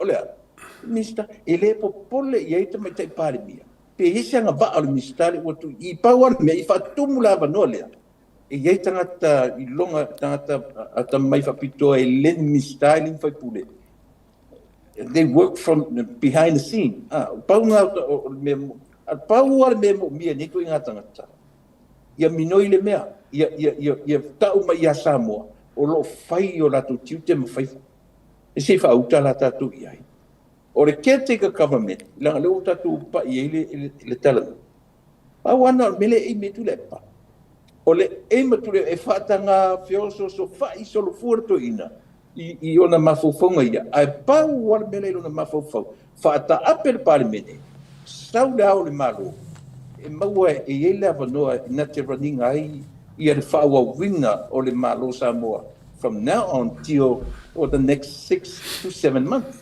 Se te wa baila ia. Ia peo se ulangona vai baila na siata me whalua. Sunga le atau ai so whingalo winga le whaafsiri na wale tasi pele o tau toe whaavai na whaalo whisasi ia whai ua whai a le whionga whawhitalai o le tu au lafo ma le tu au wanoa. Ala so whingalo. Kako wa ai aku ili kulanga le wa iai o kula epa msalo po fasulu kausanga kanu por kiki. Fia me por fasu kausanga wa pelu kausanga mo mo kula epa ya fia me. La uli po overlusu kausanga. Fong fkalai foka afa kausanga. Ole E le ku mama inga le komai o le fonga whakalai. Ai aka ko kikira ngai, kusa le wa soka ia fia mema kulepa le wa kiki soro o fonga whakalai. A le lava mo me kau kuang kau whai lava ma kau ku ia lauli. E kau a baku singa whau kuanga inga ia pu e mai fonga whakalai. O ia whai unga ele songa la fofu e vaenga lei. A aka ko kikira fo ila il mele kupuso o kongol moka. Ku waba ngoa ke le ia fonga whakalai il au fongo. E baku se upu e soli. E le ka usanga upu. E so se mela fa ko il fonga whakalai e kuanga le fai, e fa ko ka ofi ai fai lava. O ngai mela iki nga fa akanga il fonga whakalai. O le wo mai me ke kele. Wa mo kwa sori kula vale e vaenga le ia il fonga whakalai. Kalwai ia o ngalonga ia pe ku avangoa pe alofa pe ava whaka o le ala vari ko ngā kulanga e ai. Wa le kala whenga i e ko ngā kanga mal fonga whakalai pe a whai e ku avangoa whapea. O ngā le alofa kangaka. Wa o le mele o kupunge. O si le kulanga pole whai unga le amakanga. I lo le mea ke lele o kupunge. Wa ang si whapea sa wa le amakanga o lai le avangoa ngā ke kōlinga ele le whanga le pai election al ko ongo lea. Makanga lo e fai karier ko ongo le pe ave ko pe mai o marka mingi lo ke le avea ele ai ma se pisa a la mi o la vale ka ko fonga whakalai kuku avangoa ma la lava ia vanga le soli ngai soli me uma soli langa upu soli langa ka ofi a maka mai ia kulepa fa solo fo vanga uma le chapipi e ma kwa soli ku lava ia e fa ko la fasili fo le o fer sa mala fo le fonga whakalai kasi ale ka luo ka saulole sa kingi afrikan kai faf ele ka ku fo ilunga o fer lang sa bala wa ka kau o nga fai se kula fongo le fongo whakalai e kau ku el mele ole kalonga ko le sinunga le upores e lava sa solo up ko ka le longa le upores le o mo le so kules al sa malala ngal pa o sa mala kau longa o le warning mo muanga pa o longa lua kuri lo faf anga kangol fonga whakalai whakakai whan menga kau ke leo o mele e ngei Malo whaktai o le awa sai foi anga e whaktai foi e tatu company lang no sua a foi mai o le ai se vai nga o te whasua tuai ia mesore nei fia me se foi o te loa o se vai ngau tiro foi le sir fia sunga le ataua ia au foi nei po ia fale o loa me se foi o le no fio vui fa pe foi sunga tu lai pe atu foi mai o se vai nga o le tusi le sa matau mai por kala me utu atu o le asita tu wa fe ia isina vai pe atu foi me malolo fai sa wi kofi la amakan kauleka asita tu malolo a foi mai loa tatu wa fese vai ngor tatu tusilia ia o botonu mai il tatu ofisa Mio tonu Family Club o le aseina i le asoiva o le masino me lua felua se fulu ma le lima i le no foana i seina i faleanta o le ngalo do fatawina sau tusi lulu i le na o le tonu se lau fitu su ma le lima tala be fatawina fo i na o se pepa i le na o le se fulu ma le lima tala e fa ngata pe tampunia avanoa mo le fatawina o le tusi lulu po pepa lulu le aso lua su ma le lima o le masino a brila lua felua se fulu ma le lima le le tato fa ilonga mua e pe o le manu maloina o le piki up fo i tu ainga o le Hilux 2.4 liter 4-wheel drive lua super fa ilonga na lua race SUV 1.2 liter lua felua se fulu ma le fa ngata ino tato fa ilonga tupe ava tama ina mani tonu se fulu afe se i ho atu ile afe tala le le tato fa ilonga o ringalo e le ropo o e le isi lea o le afa mrueina e le lulu mo le sailinga o le Mio Tonu Family Club fa so tai mai le tato official le Blue Wave TV lungo le club o le tau te iae mo sau tusi lulu mo le reise tele. Talofa lava, Tasi Market is here at the Mangere Town Centre, the heart of South. Tebele wati lea ua joe se fulu minute o na tale o le itula e ono i le teimi. Masani o tato por klape pei on na ia so mo te tasi alo foi lo sai ma no le la pale le ta tu do pero foi atu foi mai loa o ye no manatu o le o wa fea se vaenga o le tusi nei o le wata no mantu ofisa ma confirm for ye sunga ya sauni a me se for sunga ya le ya tau o tusi foi nei na paule vaenga le o le failoina o le suafa ia mo le dei taimi e le fa pe forever maybe o le dei vai aso ai ua malia mai foi le mori mau o le ai se taimi e sa wai o le tatou por klani o le tusi pe fo mai a ona tuina lo yesili si ai le avion ai le ministra o leo ia ele ngata fo ilea o komisina o leo ua kolu le fakusi wo mai tuton na sawi ro la kusi a makang pisi mai o ke fongi fa mole o tou ye vidi mai fa mole vidi mai se le fa o ku fa vela ve mare fa mangano tous mole ole o fa maunga ma ngole ano li wo le tusi lea o lea ua tautino ai ele tangata tonu lea sa fai i ele fa tonu o lea ua ia tautino ai le mea sa tupu i le maliu lea e ka ua ngei le maliu ai o le fomai now e fai fo i maleanga ngai tumu i le fa alo malea ia i tau ai nga fo i o le fionga i le tamaitai ia sinava yana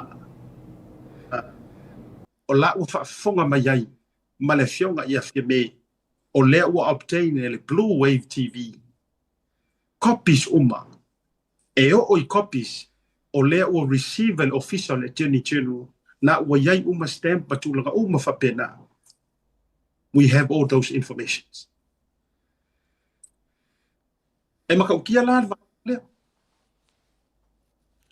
sa nofo lava mai ai le manatu foi leli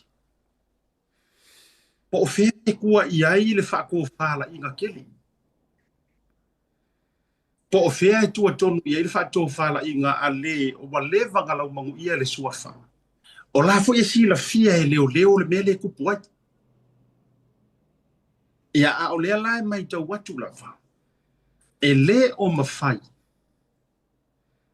ona ia faia se whaakofala inga manino mas whaakofala inga le lei mo le atunu o mea ia i tonu o le tusi lea ma tua i tau tino ai lava whaatonunga ma mea sai ai ma o lea e ai foi eio o lea e a fia ai ma le o lo fai ma te itai o le longo winga la e akangi a maile i a taua e a soa i le rei vaenga o le fiafi e le se la mea ia e fele le solo i lunga e ui a tonu o nisi e whaavai ni Masarasalonga o isi e whaavai runga. E taila. O lea ua maua le tātou whesa o tainga ma le na ave i ai le whaatonunga. Mai le o lo avea ma taitai. Na ia whaatonuina le tangata lea i le mea e alu e whai. E mea ia i o le whale lea ua mariu wai le whionga le tamaitai foma. E matautia. Now, pain of fire to Monday fiafi. Ole ata ofi suafa. Ole ale avatua ilunga le kopi o le tusi. Ai moli mai e saundi ma uma foi ona afai ta pena le matu tusi la vale Blue Wave. Ta pena foi ma le matu sengi nga lima na ave iai sunga le loia ia saundi a me se foi e moli mawaile ato. Wa matu fa iloa iai. O le o mato mawaina e le o iai foi ni puipuinga fa tonu for lau fa malosia fa msinonga e tuso informations nei ma o le fo mawar mato so te inga e le moli mau tutu o le mata upule mato te le tau fiofia mo se taimi umileanga i leanga ia lau sunga le ataua o le asa oe Pato fala inga ina o fasi o io na tato tau fia mai le information today.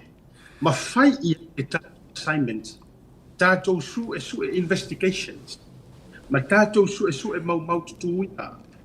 E o vaenga sa fai loa inga ale tagata lea mori mau mali taitai.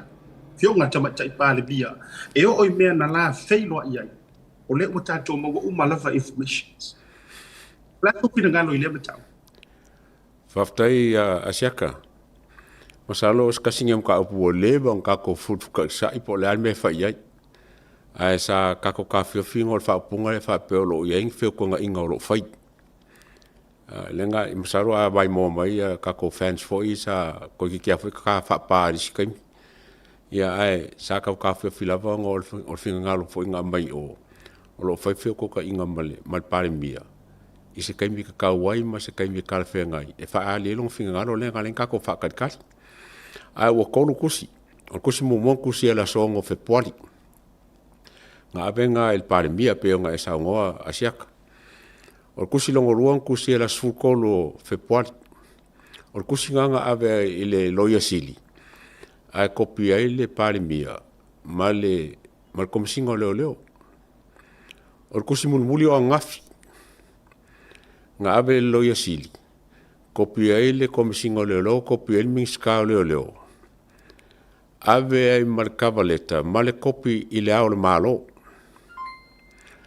ole o mafuanga o kusia ngafi o nga sa fa I lor kama kai pare mia o ngafi kang fa mawai ai li fa mawai ia a mai kau mai o ke le yo la vangoa wa ku kama kai pare mia nga fa ku inga la uli fa mawai fa ku inga e fungange e kula e pa fa mawai o ia fa ku nga uma nga ku e la vangoa fa mawai alo I ai fa sanga la nga fa le mo sanga kala fo le fa ilang kau ku fo mo kau sanga kele a nga fila fo le nga mai o le fa malole le ka ka pa mi ale ka e lungo kusila ya o le la nga ko fesoka e fo ma fa ska ko kala fo o le wa aver ka ko kusi o fa lo ya le mele la fa o le pole nga fo le asiaka male mai mo mai o saungi o le loia wai loa saungi le mele o la foi pole saungi e longa kulanga fa loia o le lo se mea ele ai ngungu o le la ke loinga ele wai se mali se suma foi saungi fa mkala langa ia pa a ke masalo o or kusile I lunga perkangia o le saungi ele kama ke pa mi a ke ka le fongol ba aso le chokom ala wo or kus ia o ke longa ele kaunga alu waranga le faile o le faile fongo wala so le leng fa pe kaungu mengi usila yang fa ole malanga o ya le o le faile fongo le kofia ia ke aula ia mal fa fonga sa le lo la vele fionga ia vui o le ala vai faia io e te pisi so le ngole tau fainga tu ngole koneti ia ina ia maua so na finangalo le lei lenga ile fa ngofie o le mele ka ke su ia o kangaka kokoa e o mai ka usa o mai mea ie fa la fisolo so e tola no pulo e pe yo le taimile le la le va fa iloina but ele umar va ya so nei mor silfia o le tulanga fo I e na o tatou mor silfia la tu na ofisiringia ia le e anara le tusi ma tulanga o ia fo I o le mori mau wola ka ko fa ia ngame ele o sila fia ele taita yo le tuanga ele o sila fia ele taita yo le fast la tau te leo e nga o e pale bia e nga o le attorney general ia ai mese fo ilea o le mingiska o leo so far lea o reach out le tusi le nei le o tangata ia pe o tangata e ka kauala ko faia me sao io ai peila e atangia mai o te le loa ia il fatto fala inga ale morimau pe ono a fea ia le tulanga o le fai loa tele loa e ia lava ia anga I tatia ia la le vatu tatou ilunga walanga o le uka ko ka uro ia Samoa kwa but so far ele ia ni kopi wa vea nga i ka i o le kua ngai awa o le upumongi anga o ia ua le vakapisa mai ei kule o te laronga fo'i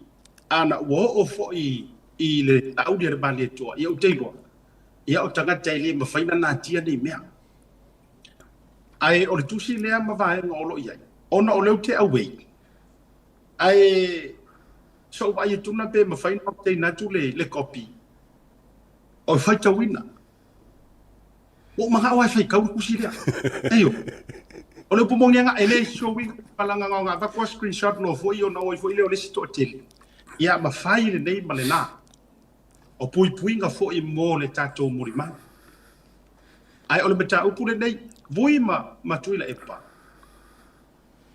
e kolo pulo mo fa afekai le murimau le koa lo ngaloko le anga ile fai ngo fie ka ngaka makai mi fa pengi le ala foi na le pui manuelo na sua fa mo le taimi se tato mata tuina fo i le matanga wenga le le anga ka kamo fai le pui nga fa piko o le murimau ma o ta uma mai ai le murimau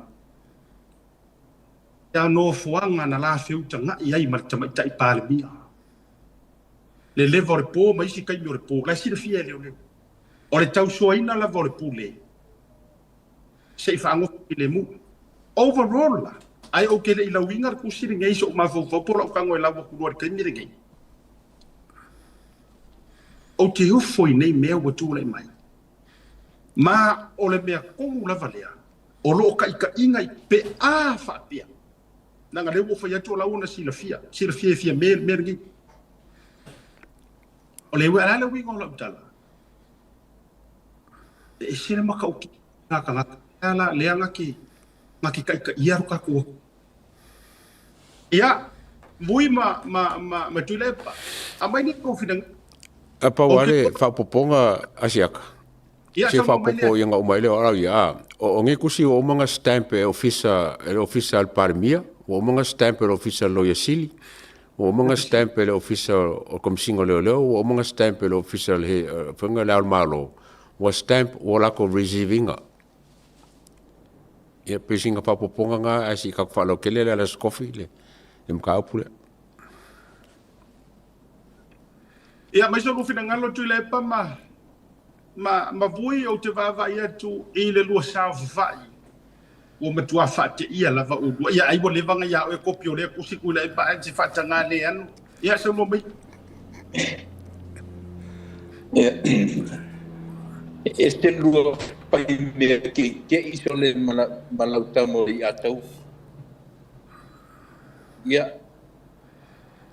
le lopo fe tau no amatai ni tu inga mea ia mo ia ele se me foi o no te tatu atu ia me foi tatu le lungondi ia fia pa wara me foi le tatu te fa tai wo ia si tanga talo tu tele na te o meia me ia pe o le ua i fola mai lungor tatu po kalame se taimi saunoa ia le fionga le taulangi ia po le fionga fascina i sona foi fina ngalo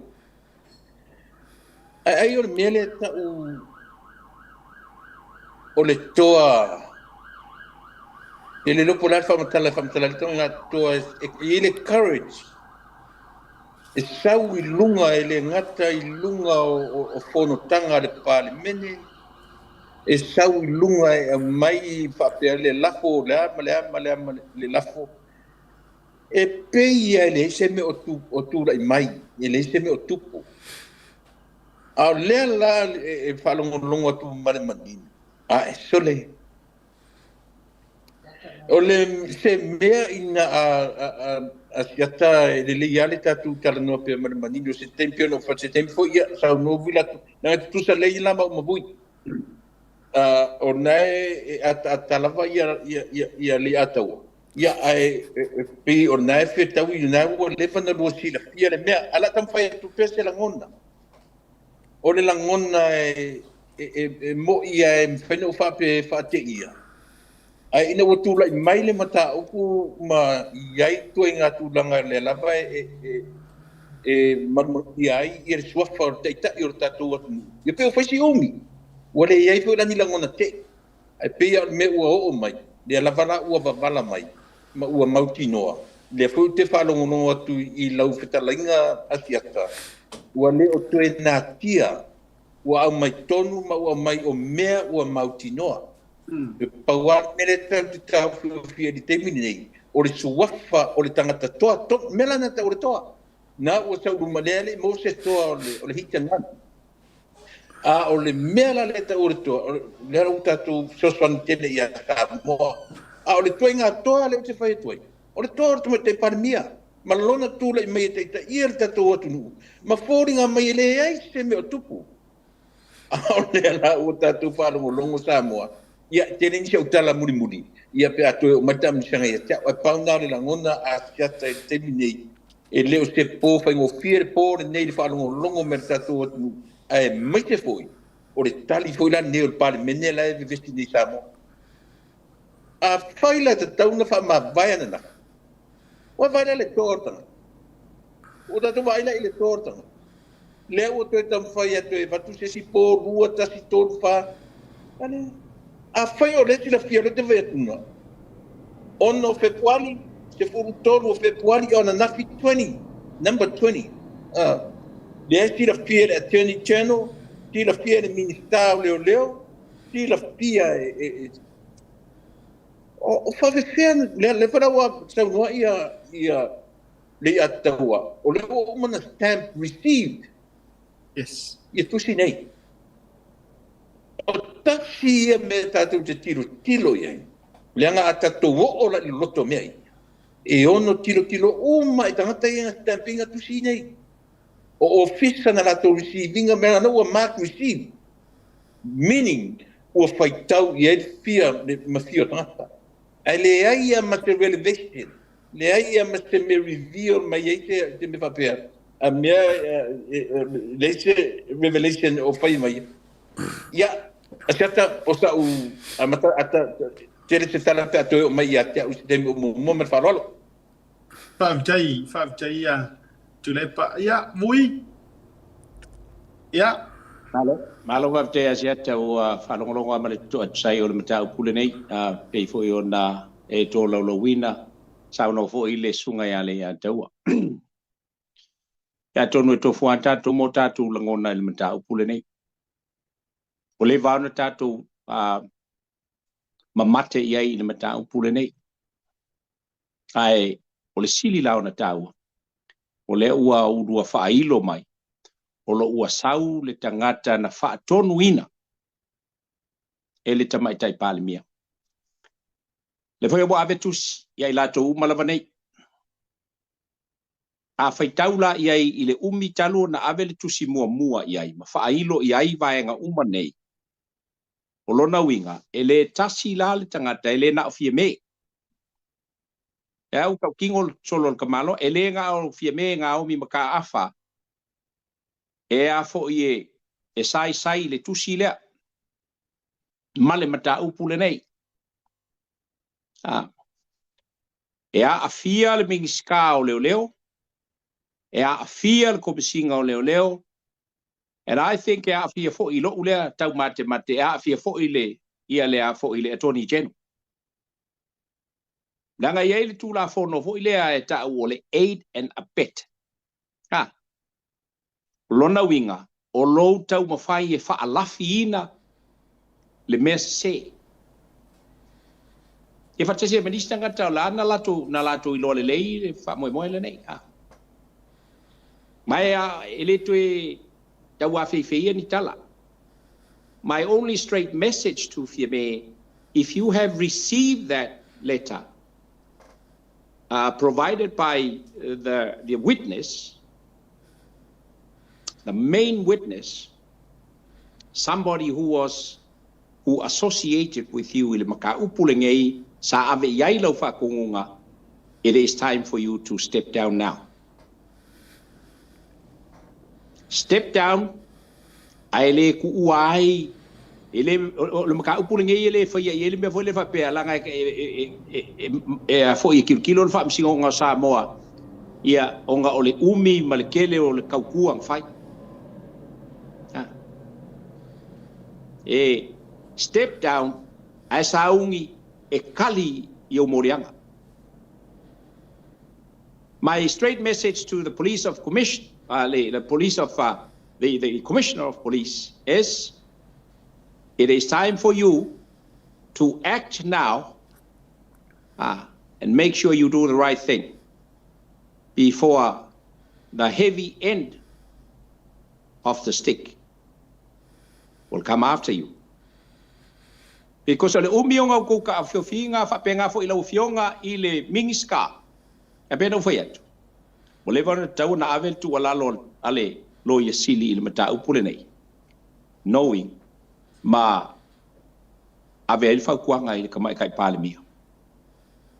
It is time for you to quietly and silently surrender mafama mai a esaungi esa ilinga uloia e defendinga oil maka upuni. Aid and abetting is a serious matter. Olo kau mafai e fa ufi ia se solinga kula fongo ia leva wale bala nga kau nga i mai luma le fionga le mingiska malanga kom singa o leo ai fa kasi ai male a fo i male lo ia sili inga ia fai ma bala au sala ko press conference e fa ala wi lo ai maka upulengei male onga maka upulengei au mai sa o amala ko fa kuanga onga umale end of story. Ia le la ua o mai kai mi o le apa ua kuai le ia le apo ia le vaenga sili o ngao o si fai o le koe alo ele koe alo. So another message is to go to Tuila Epa himself. Apa yo lai fa ponga mai, now you know the truth because it's going to be revealed, because ele ma se action o faya o le melengai o lai kau ma fau pe fa fea nga handle maka upulingi because peng o faya ku asia kama mali akau ma Tuila Epa. Yes, e fainga kanga fa mamai fainga kanga surrender because e sila fielelei pe surrender fa mamai, no matter what you will still receive the heavy end of the stick.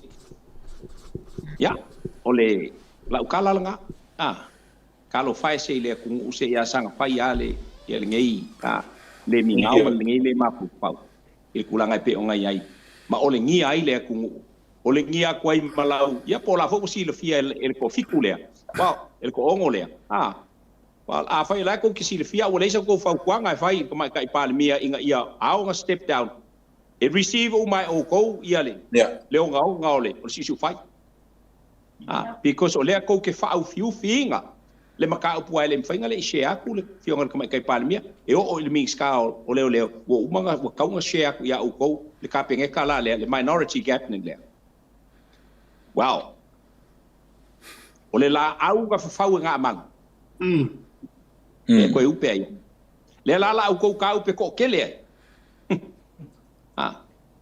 le la au ko ka upe ko kele ai o nga lo ko fa kamala o lo ko ka mo fai e lafo le leanga i le kangaka i le sala. A lo kangaka ngā lai o ngō ko ngofo inga. Sa ia ku wala au, ma ku alanga. Ia langa e o al kaimio le kua, al kaimio le kua. Le nganga wha alalo, o le uinga fo i le wha mtalanga Samoa, to altai. Ko a pēla u kāpua inga. O le aua, au mai e le kua, le kali o le osinga kaulanga Samoa. Yo singa kaulanga fa lua la le Samoa. Le anga ele ofia menga filifili ele kua. Ele ofia menga filifili ele kungu. It was lauli. Ai onga le winga le o kako peango pese pea asiaka marka ko safa inga. Le anga fa be labe o kako e fa mua le va felo lo. Ai fa muli le mi o kongo le kua. And my message to lauli is la o pionga le kai o le kako paki. It is time e abe ese malawu fionga le ulanga lea o lou mangaku i winga ma le vāpelo loa ile a ia kau sisi pea i le winga o le ingoa kako vai fai fatua tua i le tua Samoa uaka o le kuanga nga kofi oe o lea o le a koe vaku e le kua e ake oe le avangoa nake So I would never want you to fail again with your decision making. Onga o lo fa'aloalo. Ma lo ka mali ia oe. But au ngapo le avio kongo le kua. God bless. Manguiar kako mapkanga ngai mai ngolasu. Alo faftai. Faftai telele to fata tala la ufioka vui ba sunga le usoni al bali to lepa. Faftai le tulanga o le faso le nei fia male ale yo mtau. Ai walu le porkala me le nei fia wo manatu. O lea la tātou ki ngā fua mo tātou mawhauwhau I ka alonga ia ka peanga mai le vaenga lea. A o lea e no foi le ofisa. Le mea waka kauloa wa whailoa. Mai o tātou umale ilunga I e le whapewhetu sa te tala o au foi nai te ia vui. E le o ko iaise ngau ngau ka inga e uminga ngā ngi mea e le o senga ngāla na tuu lea vanoa. Ona o le talo sanga mai. Ale morimau o lo faia la tu soa lau pulenga. Ele o se soa lau pulenga la kafia ina lor kapeka. A o le soa lau pulenga e na ia tu pea le avanoa e sau ngoa ai le fionga kama ka ipale bia ma faia lor me sau. Awalanga ka ko ke le ufiufia ma faa ufiufia ya forever. O le wai sau no vui, e nesi vaenga o lo o maneno I tono le tusi le nei, o le whamakalanga le ua. Ioi, wa awina mai ma tau I le Attorney General ma le mingisika o leo e me se foi I le komisina o leo. Ua whai loa ia. Vaenga ma lava, le lai tau a fia mai, le lai tau sau I malau sau nonga vui. O te ioi, leanga e iaile si invitation. O le whai loa inga na whai mua na whai le tau mea sina. Sa yai malu le malo ai le ikukongo le poko. Sau loa malesi soalo pulenga. O toi te talo mai ta maitai I a whime. Ile ilana associate.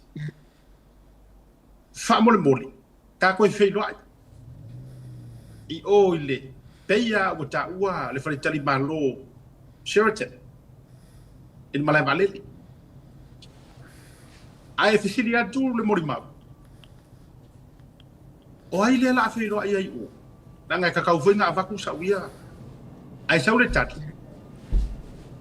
O lae ole ai avala au li ai nai nisi o lana ka peneta. Le lai kari ali mele ki sa waipu. Ma turn down loi. Ele morimau. Ele ai ole ale au baiaku. Longo winga. E iai la rau taritonunga. O whawalo le sireang kua iai le meeting lea. Lono winga. Ana receive vai le kusi longa rua. Le wa ave I le Attorney General si ai male mingisika o leo male komisinga. Longo winga. E could be o le mingisika male komisinga. Sai o. Peikai. Turn down o le witness. Ele I awai ai.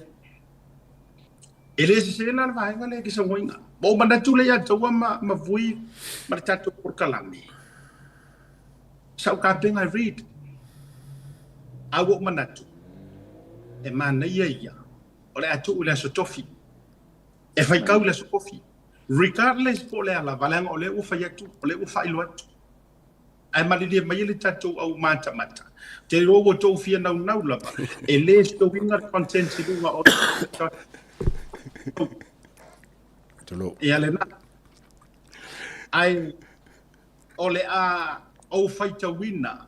E a pe ole atu le whaaloalo le tātou pukalami o le tau te iai. Ole atu le whaaloalo e lau le loia. Wa e iei le taritonua o se kako wamio ua ave o I perkangia. Ua o I malo le tau pulenga. O se kako wamio foi e ave kako mainstream media. E ave uma iei kopia. E le leia le wha breaking news atu. I news a New Zealand. Ia atonu foi o lewo I ngei Amerika. Ia. It could be the chance ave ile Fox po le ala. Yes. E tauna ave iai. Se ia watu. Asiata ave sa olo ta ua ia tulsi. Ia lena. Oh, that's it. Wa aila tatou ia yo awal ele tua a o le wata inei o vai nga matu la fa pena ma me o mo ta o tu sia ma le mai le tatu wa fia pai o ka pai beli pai ko tadi te mo le tia ya sa no pai tu le pa e fa ta mo pe fa pa langi tu e fa ke o che le na pe me ta o ya ta si ke o la tu fa ta mo ele mam lama ta si ku fa ta mo fa peritania le tusi o le ko ma ngai ala o le ingilisi ale al mo ma Mane io ole wa yai lo manatu ole atatia sei lau e mai le ya taua ma le mai ya ono le wa uno fo le fo fa fo feta lai o le tatu e tau te fina ngaro mai sei lau mo le so tofi e ma sunga le liloia io o me mo e sa ora fo kwa ngai kako fans ma mai fesiri ai ma alo yai so no yai ngaro no ba yo o le ale mele mo yo ele me e foi masele ai so coffee o le mele mo yo ye ngai ngai le watali e wai mai au talinga ia ko fai le lafo le fato no atu e lo ta mama lo tina ko fai le lafo ole fesil ole ato to poina nei le lawino le tusi ale na va alua pena fatuina fia me e agu e ave ese mai ni vaenga onga mani vaenga mo mia o lo fa mawina i le mori maur vaenga le maliwa i o le foma ia sinava ia na ole ala wina tusi la stofi o e fina ngalo yeisa no mai yoe ai le fa el pa loka e ke ngola o lafo ia sa no mai le sunga e fatu ole ala ia okay mali le mele o le kula skofi ai o kusi boka kaunga loka fie mer ka minge o ka ko exposure kusi boka kaunga loka fie me well it's enough to lock her up and we have a criminal in the house okay awaila le ku o launga kusi la skofi a ke mga fa ka mo menga ke ngol laf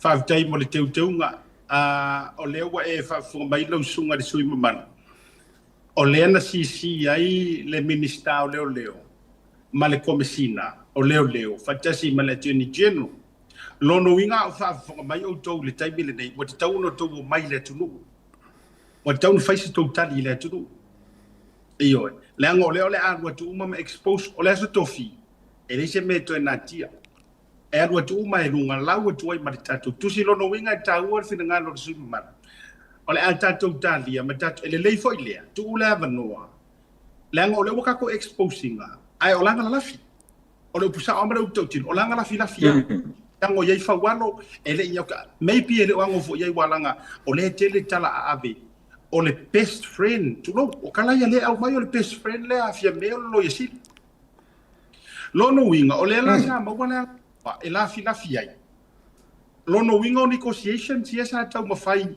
e fai ma le mori mau e fa sufi ma fa pele le mori mau ma ofan kupi ia awar mele ia tako ile sami loko lono winga a ole la o te i watato ole watato fai lo inga te lo foi la matua I mata te tele mai le fai te tala mai le te ta le tua ngai ma le HRPP even for ia la auli ma le to lo se fu o te loa la o matua mata mai yes au to mana o yai e ma fai fo I lava fo I le tato por kalame ona sendo matu ya te auto pe afa pe e te walu le fiso ya tu le witness a olea e winga tusi o la wa yes o te fa maunianga la wa stamp received by the office of the prime minister received for the attorney general mai si tulanga uma ia ai o le vaenga na te no lo o tulanga I lo saunanga ia o te loa ele to suia lava le fai ungo le au tasi e le fonga fitalai ma le tatou prokalani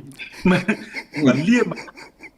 lia mai a tatou o le fo o le sui pito I matua lava o le tatou prokalani le fionga ia vui ia ma se fa popo le sunga ia tuila e por tai o le tu o le uso li le mari to Le o ke mo fancy o pisi mai fia vai kopir kusi le ngarenga la fai le lafo. Ya mali mai ka ko fans. Ku ber ko fa ko kwanga ele se kusi me karo kusi le. Or kusi mo I lava. O lo e foi o lo mo mau ia fa mangio ngisio o menga pue. Ia me se foi ia leo sa pue. Ia me mo kingo ai. Ia ele que ele vai ficar olhe essa ungi e pupuia ka o so vale ele se quer que o so vale eu lo essa ungi e ka fia ka o pa ka mi ka que bebe lá ele vai so le ia ole fano no anga li a tua ma vui fa be ia tu le pa le anga ole fano no anga ole matuale le yor ka ka le ka ia le ku unge ole ka ia se ka ngaka wa kau sa fa I kang malala ulo e atangia mai foi lai I le tatou tilo atu it is too obvious maybe o le reason le wa ngau ya wa matua I vai lua ya le lo wa le la mafanga mafanga Samoa pa matol talilia ele o le talilia onga ele fa sao inga la auli makangaka ia ni mea sori kula fongo ele fa pia maybe or the reason le o makua I ka vai we just don't know anga ole o te tupu fa matangi liu va e o mai ai le aso nga obtain ai kusi e fesili ar mafufa ai se a wa fa ngalo ai e fia me le alofa ma fai e pa wa yo mem fen ka ko kirkilo ya le o ma wakingo olea ole fiu le anga sala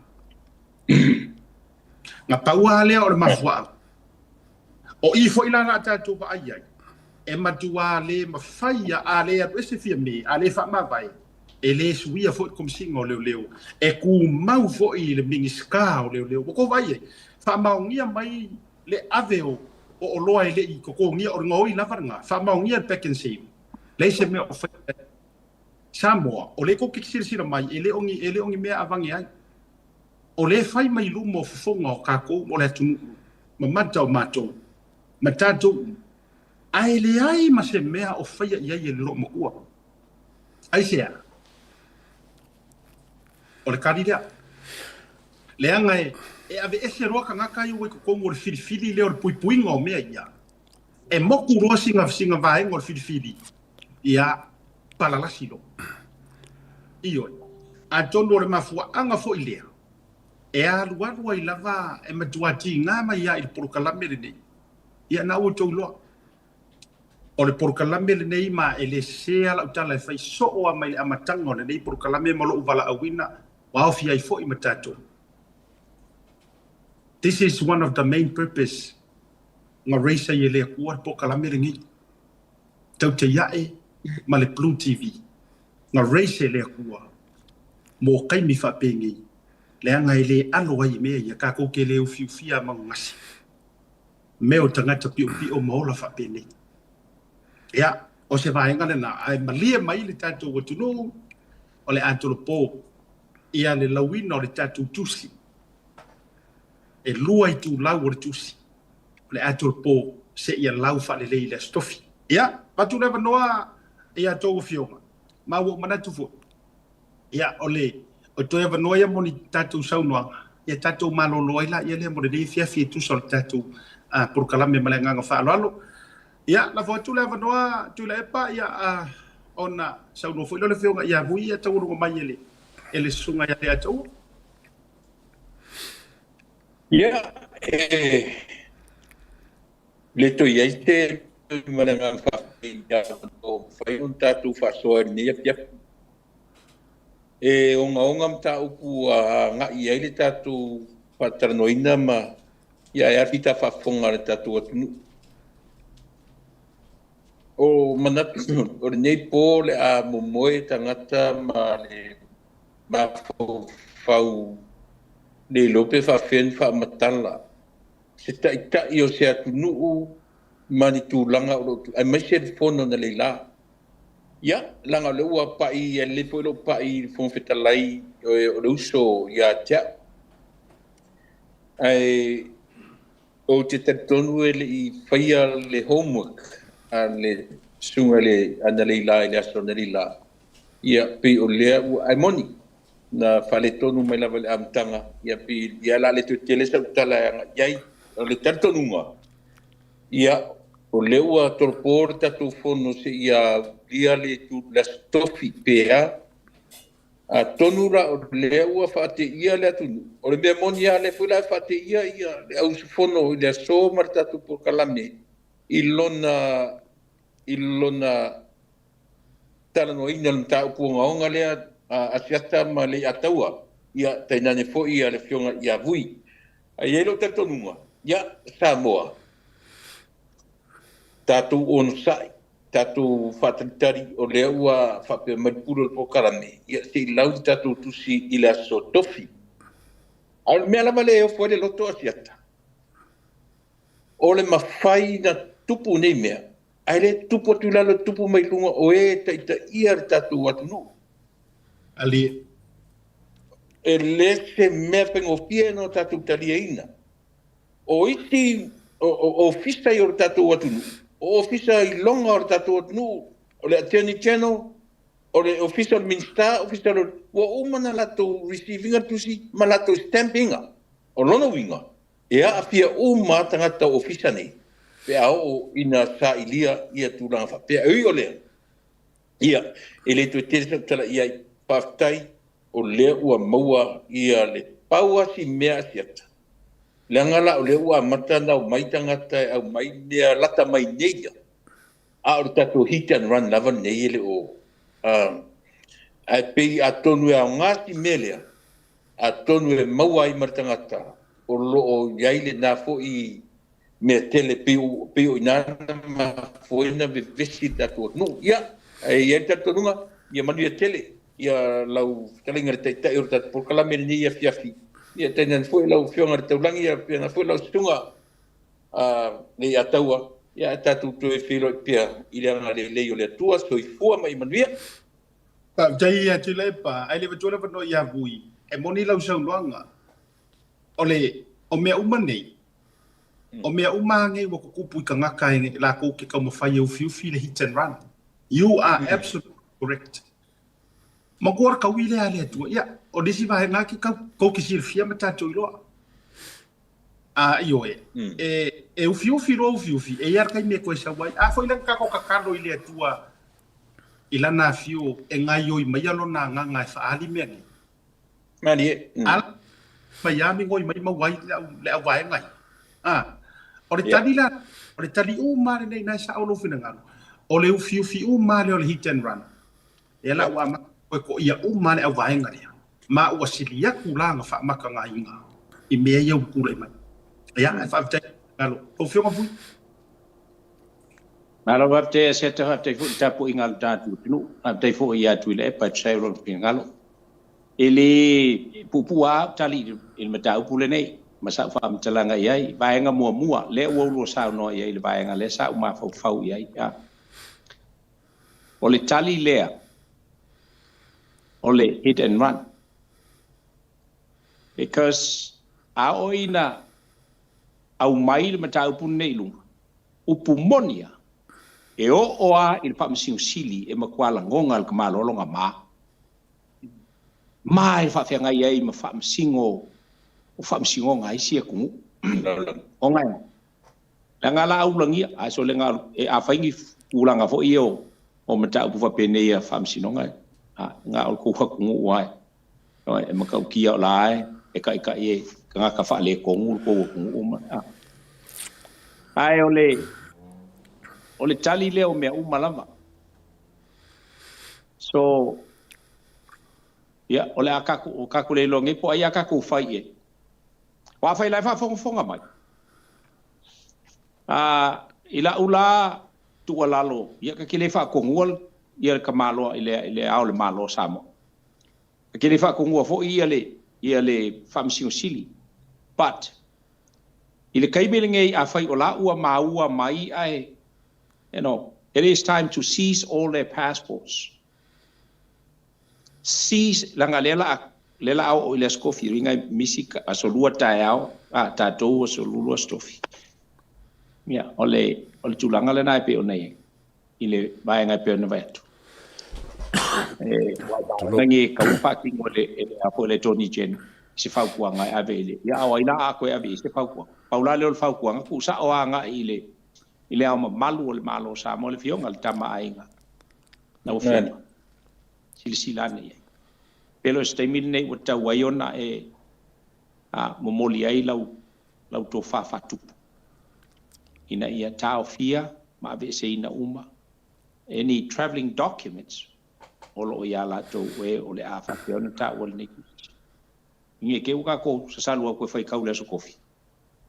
Ka ko pai ku nga pai kau ku nga ola ngofo ka ngi kong ia ongi afo yongi ongi ambassador as officers so ngisia ku uvo ie o sainga boina. Le fea tu sawaia ia fie me malato uma ia, you know, time to surrender. Surrender now, you know. Ai ola u kakalo le mai mau peang fa pea. E ma fai onga fai ka por kala mai kai au ai le usu yet fo. Ia usu aku ala nga usu aku ile fongo ai aku kala ngo ai fa fol ka kiol me le bolba. Onga painkarola ia lea. Ia kiliva lo malfai unga sa o malfai unga komon. Ale fonga fikalai. Ale pomong ya ko ai foi mal loko fonga fikalai I mal fais au mai lang fai un. Ko se le ko kali ai el fonga fikalai se kanga ka soli kula fongo. Yes. Ya e kita lava pele I fa maungia ele fa msingonga. Alanga ole o ye ko mele lenga nga fai ya la. Ele I fa maungia ngi soli kula fongo la uni. Ai fai ele fai u. O longa winga. It's all part and parcel o le maka o le mela valinga I. O le fa ufi. Ya. O le kala Samoa. Ya. Mau ko vai. Ya. O sai po il ko fa. Wale upumong ya asiaka ma kako sa fa inga mai sul fa fonga mai le tu. O le mela valinga I ua makua kala ngu ai kako ku. Ole makaukia ole a fo ole hit and run. Ai koe kalangoa ile maka upuringa ile maliu ai o sinava yana. Yeah. Po fea o sa mo ke la kuye o sa vai o polu fe lava e o ai ia kungu I fafo o fe lo e koe kanga sa wa o ola I palang. Ua kalangoa ai maka upunga o maka upu onga ai fa au fiufia ese fai ngā malo ka kōku ia vai ngai. Ya.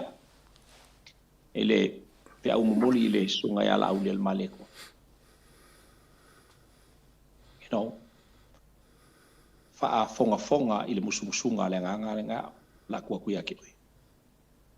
Fa fonga le musumusunga le nga. Ya wange koe kua se mea.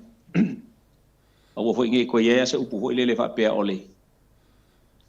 Ole a fo yole ka ko fa mangalo pe meleng fa il fa singonga ya kuila e pam la ki ko ima malimo ole fa pe mai ia langa mai kau ile kele ko sanga ya peang ka waka ki ke ya ka ikalanga anga fa pe ka ko lai fa fu la ko ku ele le alfa vela o kangaka olo o kau kua ai ko kongi I kupe ki kele ya ka ko ku ya le ko longa winga o le lo fa pse ole nga fa tai asiata ma le kako kaukua ale tau te ya e me se fo I le pulenga ma le au fenga luenga me se fo sunga ale ya tawa o lua ua ta ua nei o tangata sue me tau fa salalunga ya ma lo fa il faiva ai sili ai onga awange ingalo onga fa fekai I le ngei kama fa ngaua sa moa po se akali po se kua fa finge o se fa finge o kako ku ya o le kala vui ia sanga whaamanguia le kua i lo soifua. Ai amu ia foi. Le la walonga e soifua mai e laulangi nei. Manguia kako mafka. God bless. Alo whaatai. Ia, tau runga mai ka whara, te lo wa, to fi mani e lo whingano. Whaat no fo mani e le tātou wa, o ma paanga le tau te ia e au tau te popoli. E le toi fo i tama sa vai le stofi. E lau le tusi le stofi. Ma le lope maua i lo man kokopi. As of now, tau fi pe i e maru pui pui ala wha. I le tātou tau te ia. Ia, tau runga mai le a tau tātou wha ma vai le vanga le whiwhi mai. Ia, masalo e kau mai kako kungu e le o se kau i masui le kau mwhai kako poka la mai whai. Wa siringa i seu le se kali mai kako ka imar palmenge. O le ua ku le au supporters. E sosoangi ma koko aku ia kako kau au. I le mea kau ngawhai. Wa mai le aso po le lua kolu aso mai le aso ongo Februari kako ong sa ien ka apungi. Ia makako koko ua bangoa. Inga ia mamalu le whangengi le loko le kako palmia. Sa kako whae e fo iai ma. A veri whaaloalo. Ia lea laua o e kako le okasi e sa kako kongo fo e wala skofi. Nga paunu o ke fia siaka. Lenga e ka ua le back and save. Ma le miskao leo. Sa ola karongoanga i se singia sa kingia le angusila. Ini maka upule. Nga kaumba e kiao. O le process ma le policy angusila. A whape maua se ka ngā kau o loa. Wang solia se me whape angusila. E le se me angusila whaiai. Paua mea whaafo i o lipoki Samoa. Whakakainga langa le kupu Samoa. Ia whakalia Samoa pa ala ko me whaiai. Ai mo le mōsila lava ia lau ke le whaiai se me se ka ngā kamese se minska po se pale mia. Po se ka o mea se kofi mo lunga le. Ale malo, sisi malo. Ai whai se me whapenge. E le la se me whaiai. O le whaila kau makele o mai o le komisinga ma le minska le melenga me whakasingi. Ma la sofo ngā lenga ma wai o susu ngā le leo kongi le whakau. Ia kong wai o mai ngā le. Masaro e wha maula vai record sa le. Ka ngā runga leo. Ai le se me whaiai. O le alanga o sinia foila. O ke mga o ke fia ba ai. Kako ke fia ba ai. Ka kuru ka koia. A me se ala usunga len ka au whakasi. E ka ke fia ba ai le li poke leo. Nga whaile aso lea. O le lau sen mai e ke au le form. E whai le public inquiry le. I susu e ngā leo. Ia, le update kako fans langa ke miuma whamai. Oa, la wamal back and save. La me o whai whawalo. Ia leo ka waku. E le se mangu si le whai e.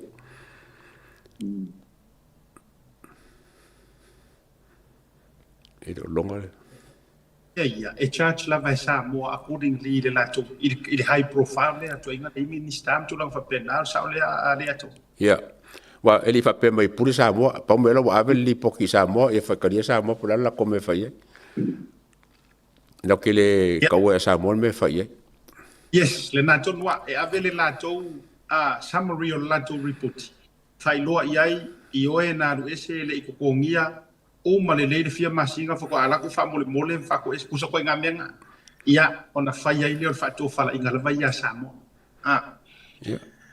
ia o mai ko le au ia wa fa kai fo ile nge mo fo mpa ka fa kasi male mal fa kongo le su fongo ka fo ia me fo fongo Samoa le fo Samoa nge ba nga fo ka po kalama maka ngo fo va ku fa kasi mo so fa sa lau o le fo ka ko mafuka ia o se bongo kaua mo se bongo fa aulo fa nga fu ko mo ro bui mo la o se fo I tulep ma lo fa tai ia o to ngal ta to proclam la ngala o beli mai tapu ala o la o ila no papa ki o to ia a me se fo yo le o fa ia ta no manga o le melale ia fa ma lu tu wa le ta wa o fa ta tu taimi wa o ma ta tu me ia e ui o la vai atu le taimi wha Amerika toi au le vanuatu.